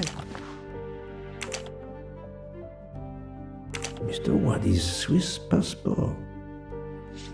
I'll see if I can find a match on the internet to confirm his identity.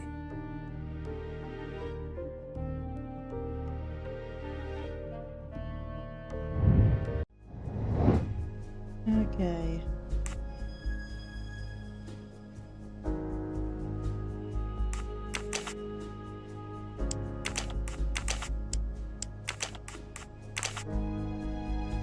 Enough friends. Think, Poirot. That is not a good answer.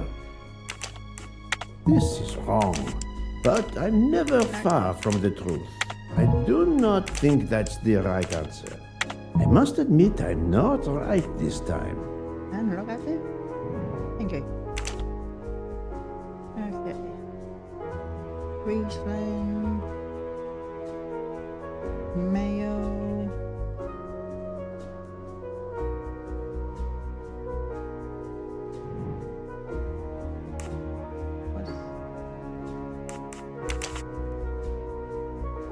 Where's that one?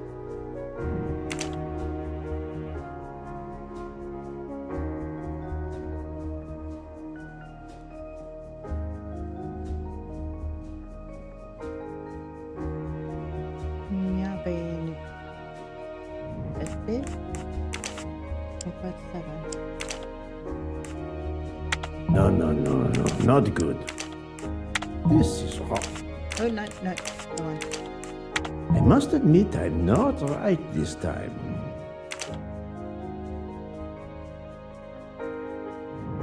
Oh, okay. Think, Poirot. Let's see.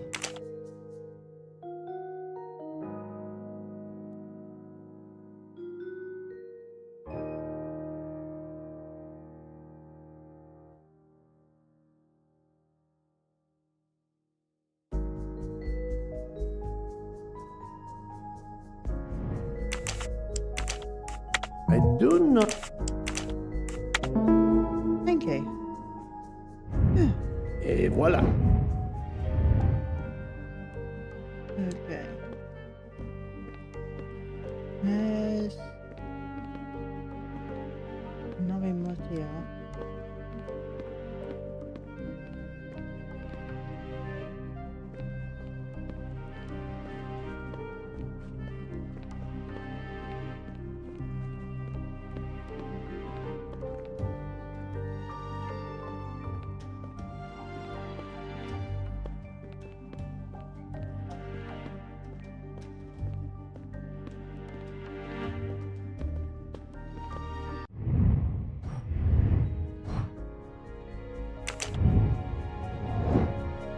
Need one more.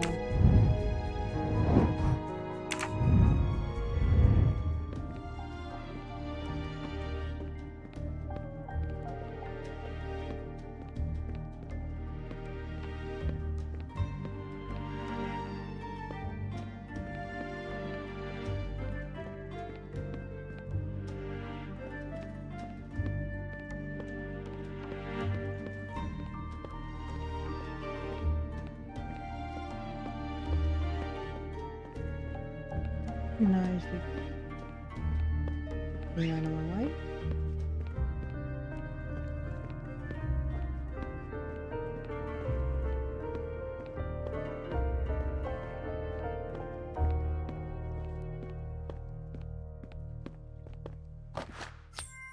Another golden moustache to treasure. Here it is.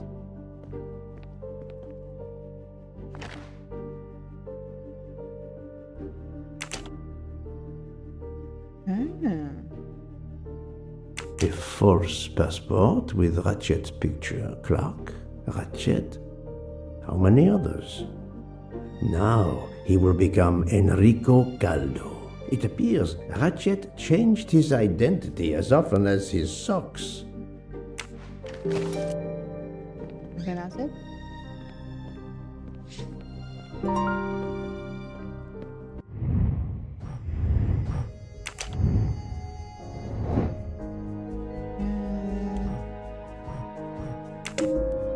According to the information I have, this is a solid choice. I'm sorry I couldn't catch the suspect, Mr. Poirot. There is no need to And up. Grab a drink.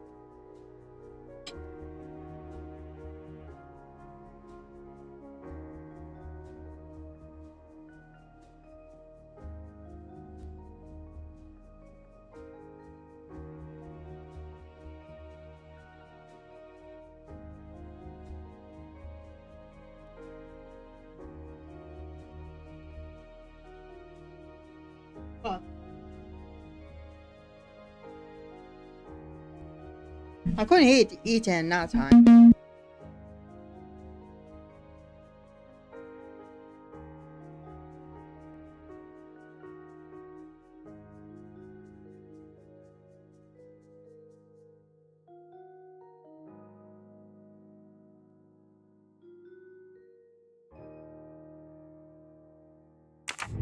Apologize, mademoiselle. Your efforts were marvelous. I found some information about Mr. Wadi. Did you access the FBI database? Don't worry, my little gray cells were enough. However, the database may confirm the origin of these banknotes. No need. I included them when I continued my investigation. Excellent.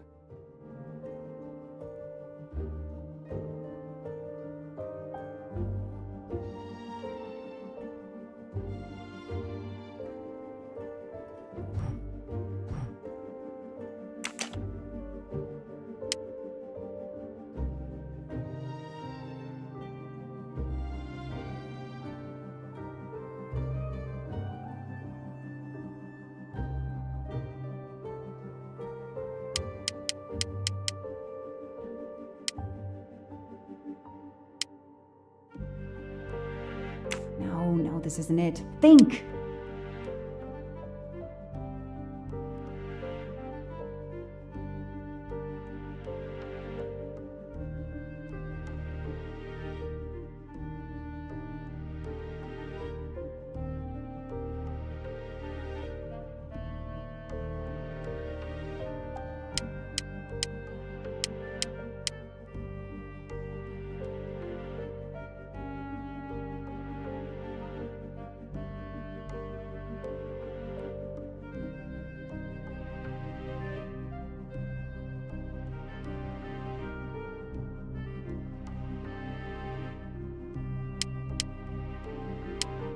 No, I did something wrong.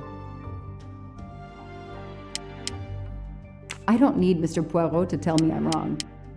No, Joanna. That doesn't track. No, this isn't it. Think! No, Joanna. That does- I don't know. I did something wrong.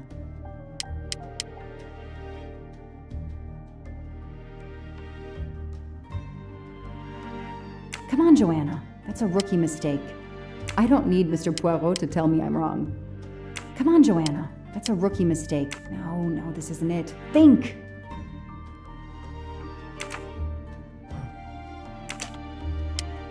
No, Joanna. No, I did something wrong.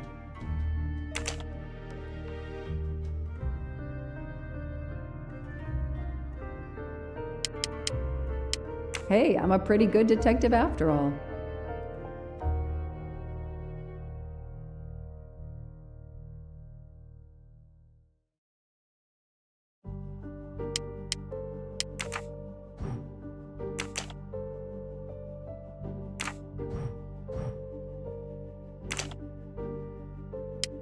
That is a great detective job.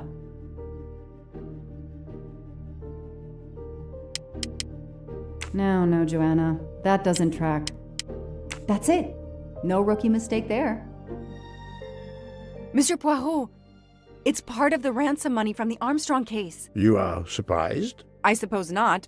So Ratchet had it in an account at the Banque du Lac. It would seem so. He knew the serial numbers on the banknotes could be traced, and he could not spend it, so he stashed it there. But now he's run low, something he didn't count on. He hopes enough time has passed so he can begin to spend the ransom money. There is something else he didn't count on. What's that? He didn't count on you, Detective Locke, and your tenacity. Thank you. But we are still left with a murderer on the loose. But we progress. We know Mr. Wadi had an appointment with Ratchet. He had a bag full of money and a passport with Ratchet's photo, but a new name. What is your opinion about the passport?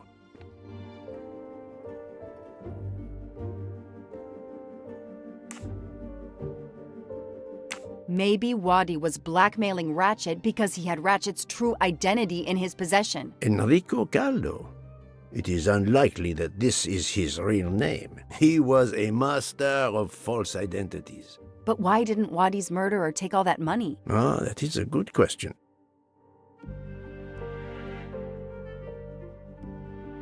Maybe the killer didn't take the money because we interrupted him. Perhaps, but the bag is not very big. He could have easily escaped with it. I do not think he was interested in the money. If the motive isn't money, then what? It suggests a new motive altogether. Perhaps passion or revenge.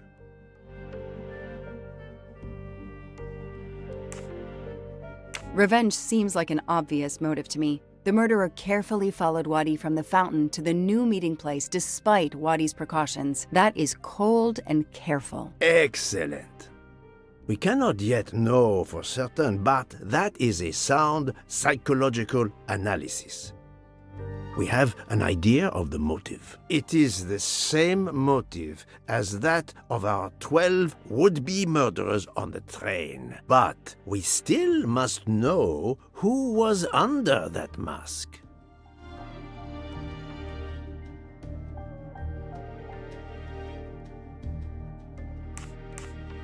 I think Wadi's killer is also Ratchet's murderer. The motive for both deaths was revenge, and both are related to the Armstrong case through the ransom money. Exactly. So our murderer is linked to the Armstrong case. The money is linked to the Armstrong case. But these glasses that I found in the bag, they must have something to do with this case too. Wait, those glasses mean something to me. Wait, I know. I've seen these. They belong to Suzanne Moreau, little Daisy's nurse. I remember seeing them in her bedroom, but they were gone the day she died. I remember the press saying that the nurse had committed suicide. I've always believed otherwise, and the glasses are proof that she was killed by Ratchet or his accomplice. He took those glasses. I always had a gut feeling, but now, Mr. Poirot, now I have proof Suzanne was innocent. Yes, you do. But the question I ask myself is this. Why did Ratchet keep these glasses?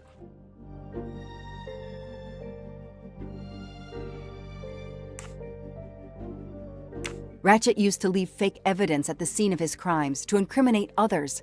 He did the same thing to frame Suzanne. Possibly. But keeping an object belonging to his victim as a souvenir of the murder, that is the behavior of a fetishist. Now that you mention it, in my investigation at the time, I had already found Daisy's hair clip in Ratchet's cabin, and now we find Suzanne's glasses in a bag for Ratchet. 2 objects from 2 victims of Ratchet. He is a trophy hunter. Okay, we managed to clear up some of the gray areas. What now? The bag only contained a fraction of the $1 million ransom of the Armstrong case. The rest must still be in a secure place. I will make a wager with you that it is the Banque du Lac in Geneva where Mr. Wadi worked. Wadi was also the keeper of Ratchet's secrets. They were killed by the same murderer. Agreed. Well, there is nothing more we can do here except wait for the police. Prepare yourself for a long evening with the police. We have a lot of explaining to do. And after that? A visit to Geneva, perhaps?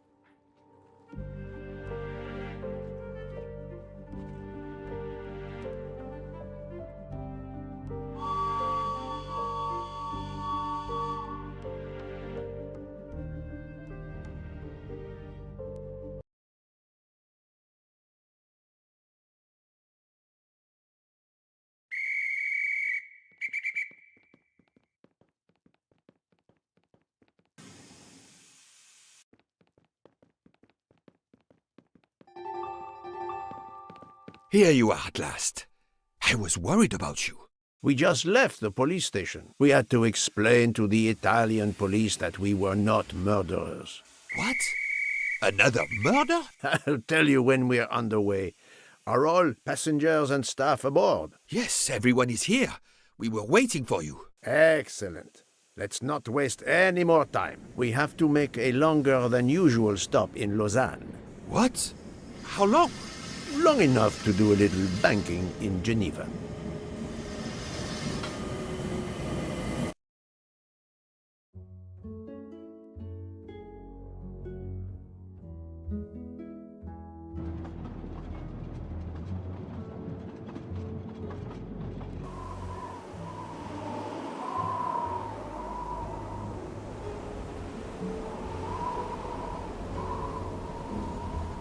You okay?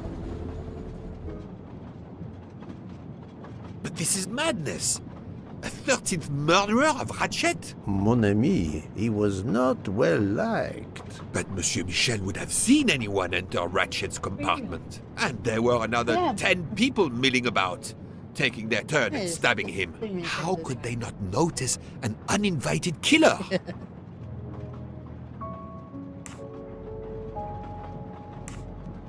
Pierre Michel's testimony is, of course, false. He was actively involved in the murder plot. I must know his real movements to understand when our 13th murderer could have acted undetected.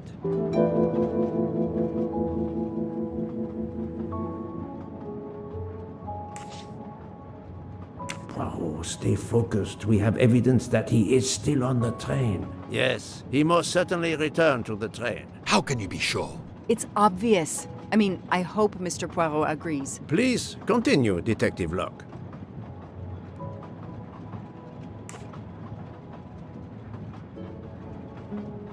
The train is French. The murder took place in Slovenia, and the victim's body is in Italy. Jurisdiction won't be sorted out before the train reaches Paris. The murderer is probably content to sit tight aboard the train until Paris, where he can disappear. It is undoubtedly a possibility, but we have no proof. You know the cat they took? The cat Yeah. takes out the cat, Yeah. put it somewhere. Different plane. Yeah. They do. Let them use Ah. Okay. Yeah. While I was chasing him, he was clearly running So you in want the me to direction of hide that Venice little Station, place? where the Orient Express was waiting. Very possibly, but it Hey, is Dad, not can much go in the see way my of lift. proof, mademoiselle. the lid. Get in the lift. Yeah. All the passengers and crew are still aboard. If the killer of Mr. Wadi had remained in Venice, we would have noticed right away that someone was missing, and we could have alerted the authorities. I promise you, I made certain everyone was aboard before we embarked. Book, calm yourself. Calm myself? But we're back where we started. There is still another murderer on Yeah, my train. Wait a a moment. Can I change my mind about my verdict? Can we turn everyone over to the police? Everyone? Sorry for the noise. Including ourselves? What? No. No. No. No. Oh, No. just off the lead. Oh, it's a nightmare. Let us take it step by step, my friend. We can Okay. start by eliminating just- all of we the just had members enough. of the Ratchet jury. Oh. Well, people who both go him.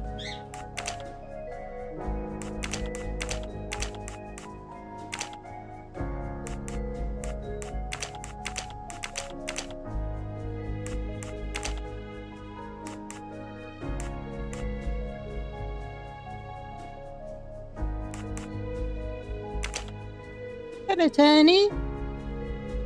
Good for Tony. How you doing? Nice, ain't it? I do not think that's the right answer.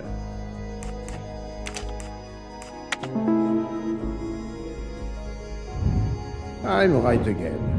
If we eliminate the 12 jurors, we are left with 7 additional suspects. 7?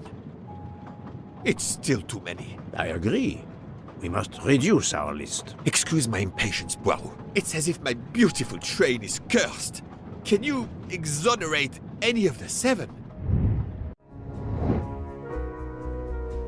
Yeah, it is. Oh god.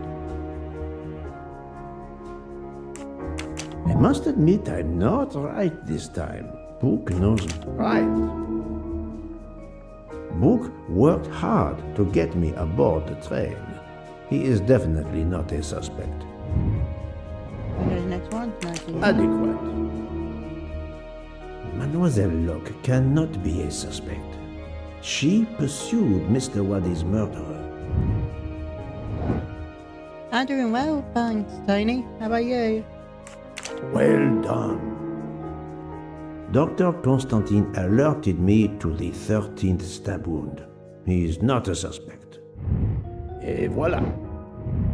I have 4 suspects left who I must now examine more closely. Miss Nielsen, Monsieur Maury, Monsieur Fauché, and Countess Andrény. One of my employees? Suspicious? All 3 got off the train in Venice to restock supplies. Any one of them might have slipped away without being noticed. I suppose. I suppose. But what of Countess Andrény? You cleared her yourself. She is cleared of the first murder, but we know little of her movements here in Venice. So, we still have 4 suspects to interview. Detective Locke? I can't join you, Poirot. My chief saw something on the news about the case and my involvement. He's demanding an explanation. If I want to keep my badge, I have to call him. Then you must do so by all means. I'm sorry. No need to apologize. I understand. I'll make the call for my compartment. If you're looking for me, I'll be there. Yep. I hate to say this, Poirot, but I must. There is, of course, one other suspect with a motive for murder. The ransom money. You mean Detective Locke? Then who did she chase? Who killed Aziz? We both saw the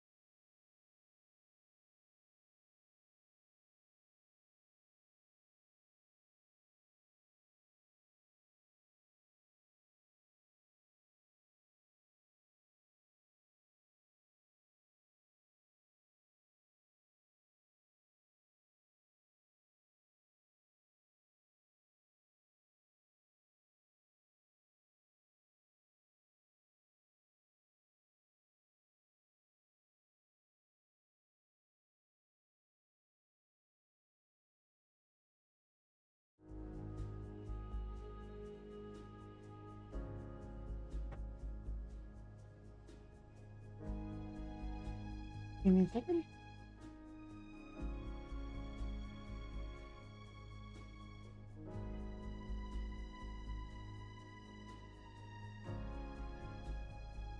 Okay, I'm up.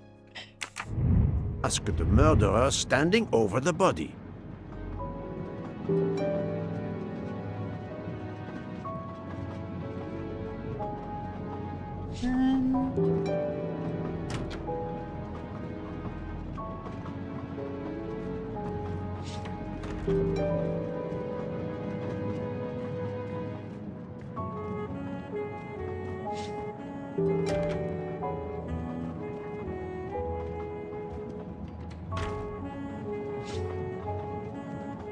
Doctor, I need to question Countess Andrény. I'm afraid that won't be possible, Mr. Poirot. The Countess had an anxiety attack when we arrived in Venice. She was terrified the police would come for her and her husband, despite how you concluded your investigation. I had to give her a sedative. She has been sleeping since.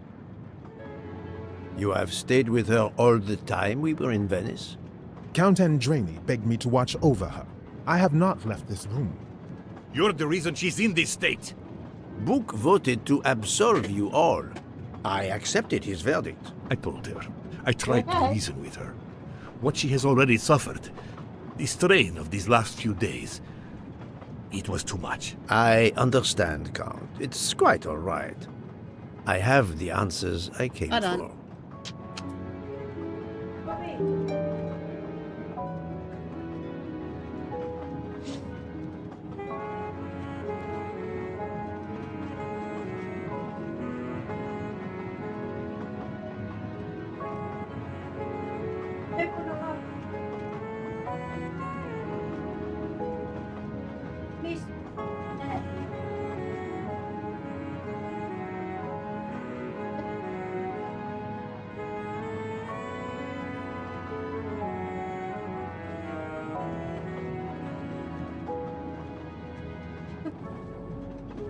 Get.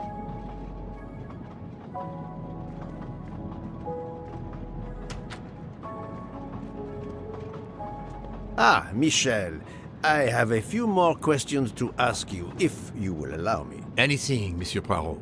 We are in your debt. Please tell me your movements when we were stopped at Venice Station. Once the compartments were cleaned and the linen refreshed, I stayed in my quarters. Did you notice anything special? Comings and goings? Monsieur Bouc had asked everyone to stay in their compartments. I would occasionally walk the train to ensure everyone was comfortable. Oh, I saw Monsieur Maury was all alone loading his crates of provisions. A great chef like that, reduced to petty labor, I would have helped him. But Monsieur Bouc had ordered me not to leave the train for any reason. So, Monsieur Maury was forced to labor alone. Thank you, Grace. Let us review the actual timeline of the night of Ratchet's murder, not the one manufactured to hide your crime. I left the train in Minkowski for a smoke. Then I resumed my post. That was the truth. The train departed on schedule. But then, of course, an avalanche of snow blocked the tracks. At 12:45, Madame Hubbard and I met in her compartment to discuss how to adapt our plan. Due to the snow and Poirot. The little play we had staged for you had to be rewritten. I left her compartment at approximately 1:15. Then the curtain went up. Calls in the night, the red kimono, all for my benefit. And all for nothing, as it turned out. Do not blame yourself, Michel. I am the theater critic no playwright wants to see in the audience. I need to look for the update.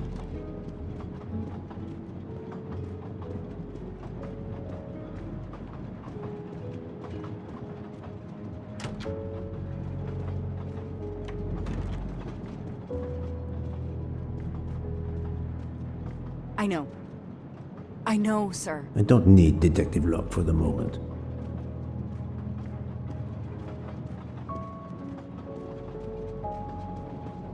Okay. I'm gonna go to the bar.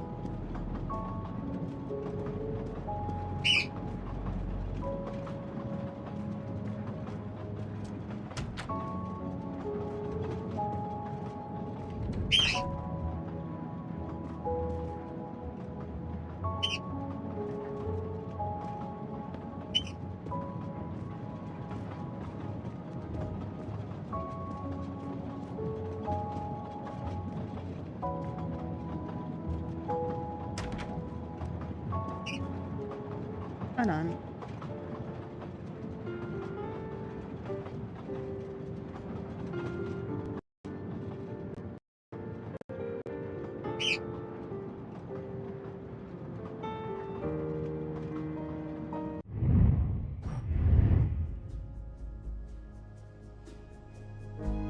Don't know what happened there.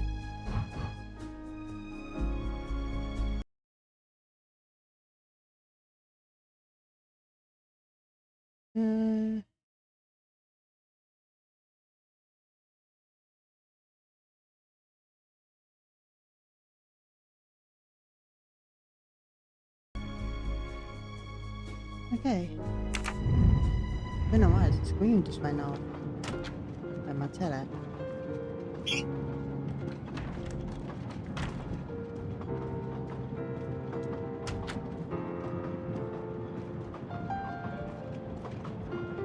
You play well. I didn't mean to interrupt you. Thank you. Many years of piano lessons thanks to my mother. I try to play in a few clubs in Paris when I get the chance, but as you can see, it hasn't made me rich. What can I do for you? Conversation only. Tell me about your time in Venice. I had Monsieur Book's permission to see my sister. She lives in Marghera, just outside of Venice. She had a baby a few weeks ago. This was my first chance to meet my new nephew. Monsieur Book gave you permission? Yes, you can ask him. Most assuredly, I will. What time did you leave and when did you return? I left around 9:10 p.m. I was back by 10:45 p.m. When I got back, Hotaru was in a lot of pain. I gave him a back massage. That would have been enough time to kill Monsieur Wadi and return to the train. May I see your knives? Of course. They are here. If you don't mind. Help yourself. They are under the bar counter. Okay. Tell me again about your poker game the night of the murder. It's a regular game to help relax after a long day. Let's see, we started around 11 p.m. We took a short break in Vinkovsky, Hotaru, Pierre and I. The game finished up around 2 a.m. We'd all had quite a bit to drink. Ah, yes, I left for about 10 minutes to refrigerate champagne for the next day. That must have been around 1 a.m.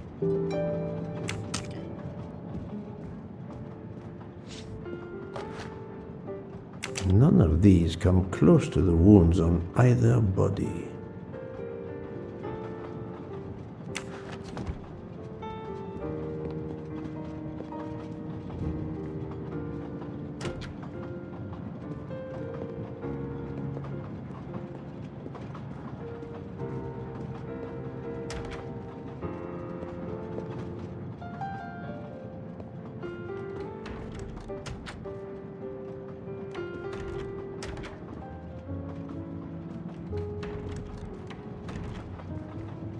You told Fauché he could go into Venice? Marghera, actually.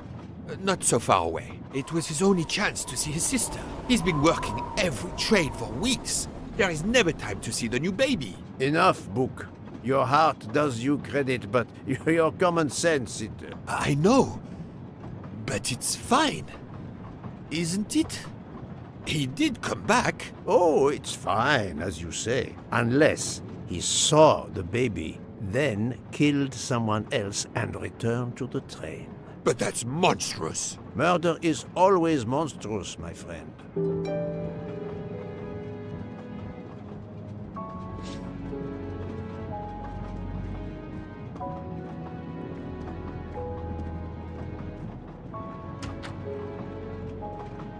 Good evening, Monsieur Maury. May I have a moment of your time? I have a few questions to ask you. Of course! As long as you don't mind if dinner is ruined. I promise to be as brief as possible. What did you do while we were stopped in Venice? With Freya's help, I loaded fresh produce for the next part of our journey. Then, you may not believe this, but my job requires a lot of physical labor. My back suffers. Fortunately, Jean has become quite adept at separating my vertebrae. As you may know, I have solved the murder of Monsieur Ratchet. That is a shame. I beg your pardon? The bastard sent my steak tartare back, telling John I was to burn it. I will add it to the list of his crimes. One wound on Monsieur Ratchet's body was struck by a very sharp, thin-bladed knife. We haven't found it yet. You think one of mine was used? I'd like to have a look, if you don't mind. In that drawer. An impressive set of knives, but their blades are too wide to have been used for the crime. Tell me about your poker game the night of the murder. We started around 11 p.m. When John finished his shift. We played until around 2 a.m. From what I remember, it's a bit vague. You played without a break? Actually, we did break once for a smoke. John, Pierre, and I. When we stopped in Vinkovsky. When was that? Around midnight?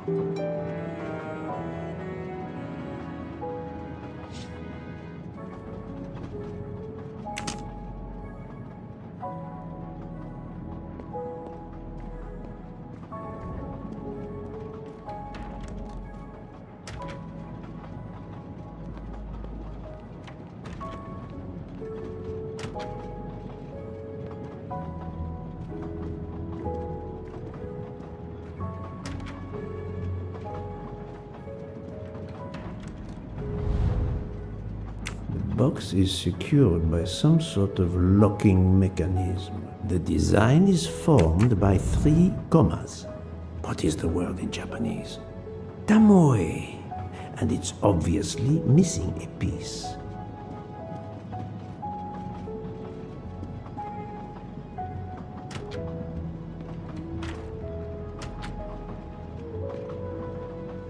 Yes, yes. Good evening, Mademoiselle Nielsen. May I talk to you for a moment? Of course, Mr. Poirot. I'm not going to bed right away. Can you tell me your movements while we were stopped in Venice? That'll be easy. I didn't move much at all. Let's see. I helped Hataru load all of the food crates aboard the train. Hataru had everything he needed, but I realized they forgot half of my order. I spent over an hour on the phone with the supplier without success. I had to change the dessert menu for tomorrow. Dr. Constantine found a stab wound on Ratchet's body that was caused by a much thinner and sharper blade than the others. Possibly a chef's knife? My thought, precisely. And you'd like to see my knives? If you wouldn't mind. I would gladly show you if I had any, but I don't. I use the regular kitchen knives. You may search if you don't believe me. I see. All the knives the staff use are in the kitchen or in the lounge, except... Except? Hotaro prefers to use his own. Monsieur Mori doesn't use the kitchen knives? Not usually. I know he keeps a set of traditional Japanese knives in a box in his room. He doesn't let anyone else use them. Although now that I think of it, he has been using the kitchen knives lately. Can you tell me exactly about your poker game the night of the murder? We started around 11 p.m. In Vinkovsky, we took a short break. Hataru and Pierre went outside to smoke. Oh, and Hataru got sick around a few minutes past 1 a.m. 1:10 a.m. maybe? He spent about 15 minutes in the bathroom. But he didn't want to quit on a losing streak. Did his luck improve? No, so we played to around 2 a.m. He lost every hand. I've talked to everyone, but some elements of the testimonies do not seem to correspond. I need to recheck a few things.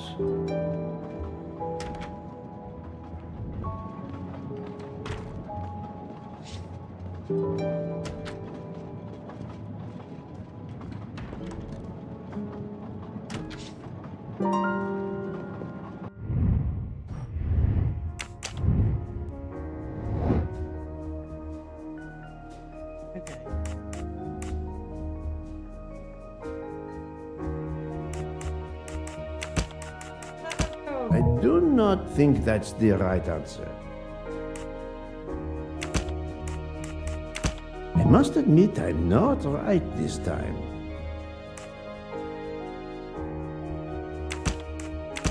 No, no, no, no, not good.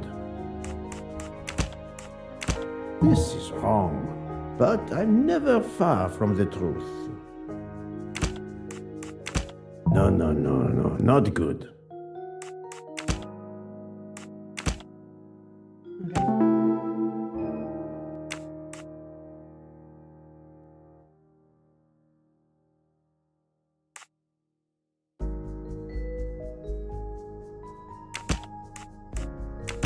I must admit I'm not right this time. I do not think that's the right answer.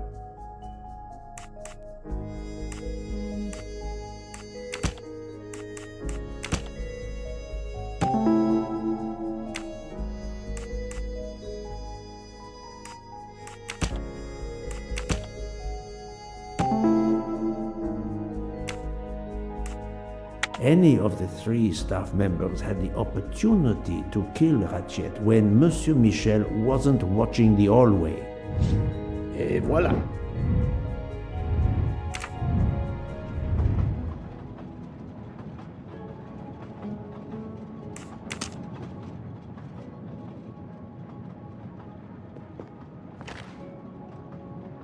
Saffron. It must be worth a small fortune.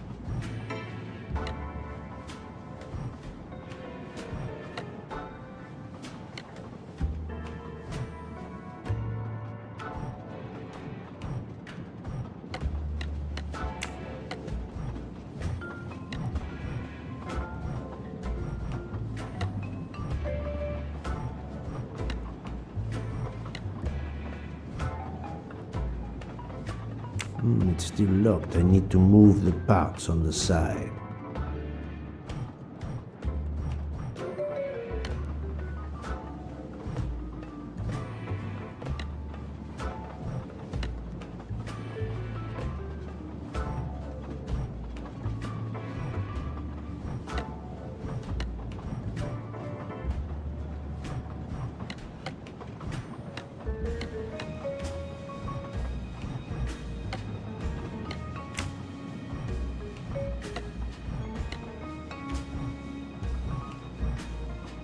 It's still locked. I need to move the parts on the side.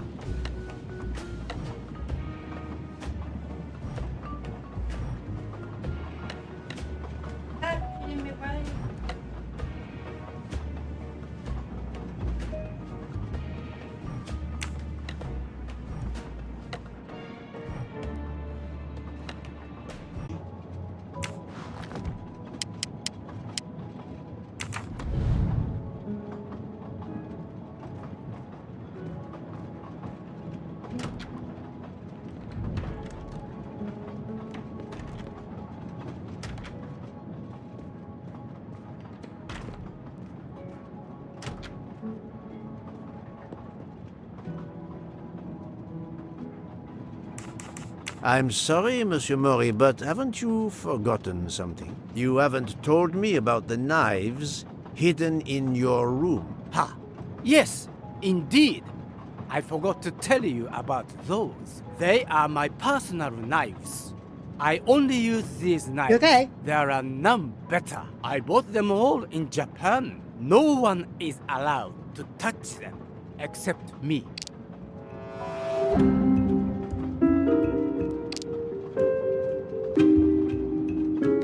I see nothing to prove he's lying.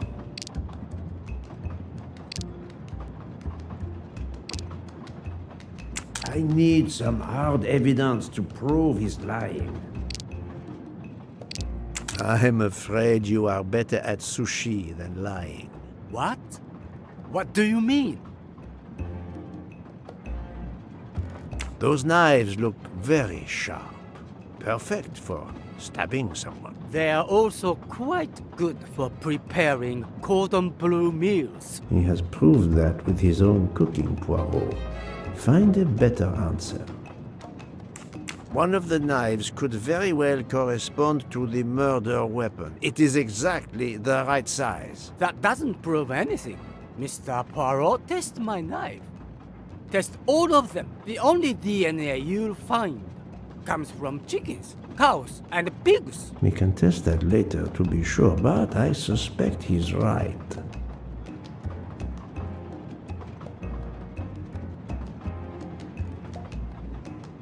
You okay? One of the knives has an inscription, Coltelleria Venezia.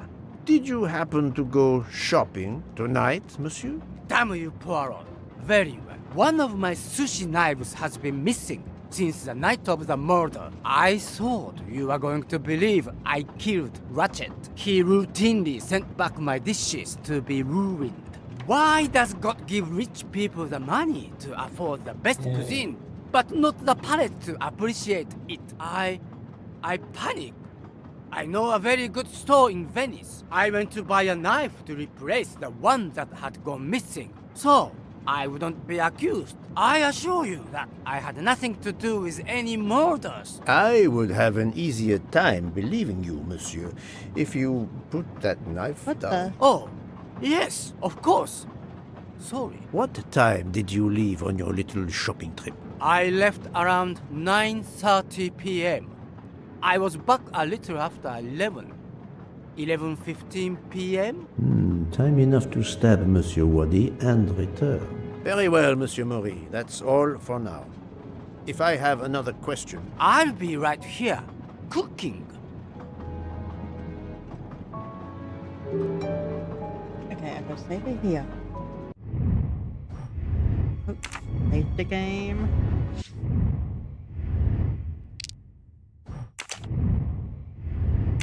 Have we watched over then? Not.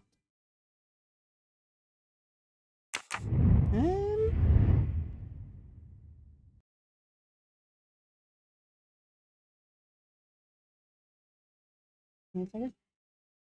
What? I see you next time. Don't forget to subscribe and like this video. So see ya.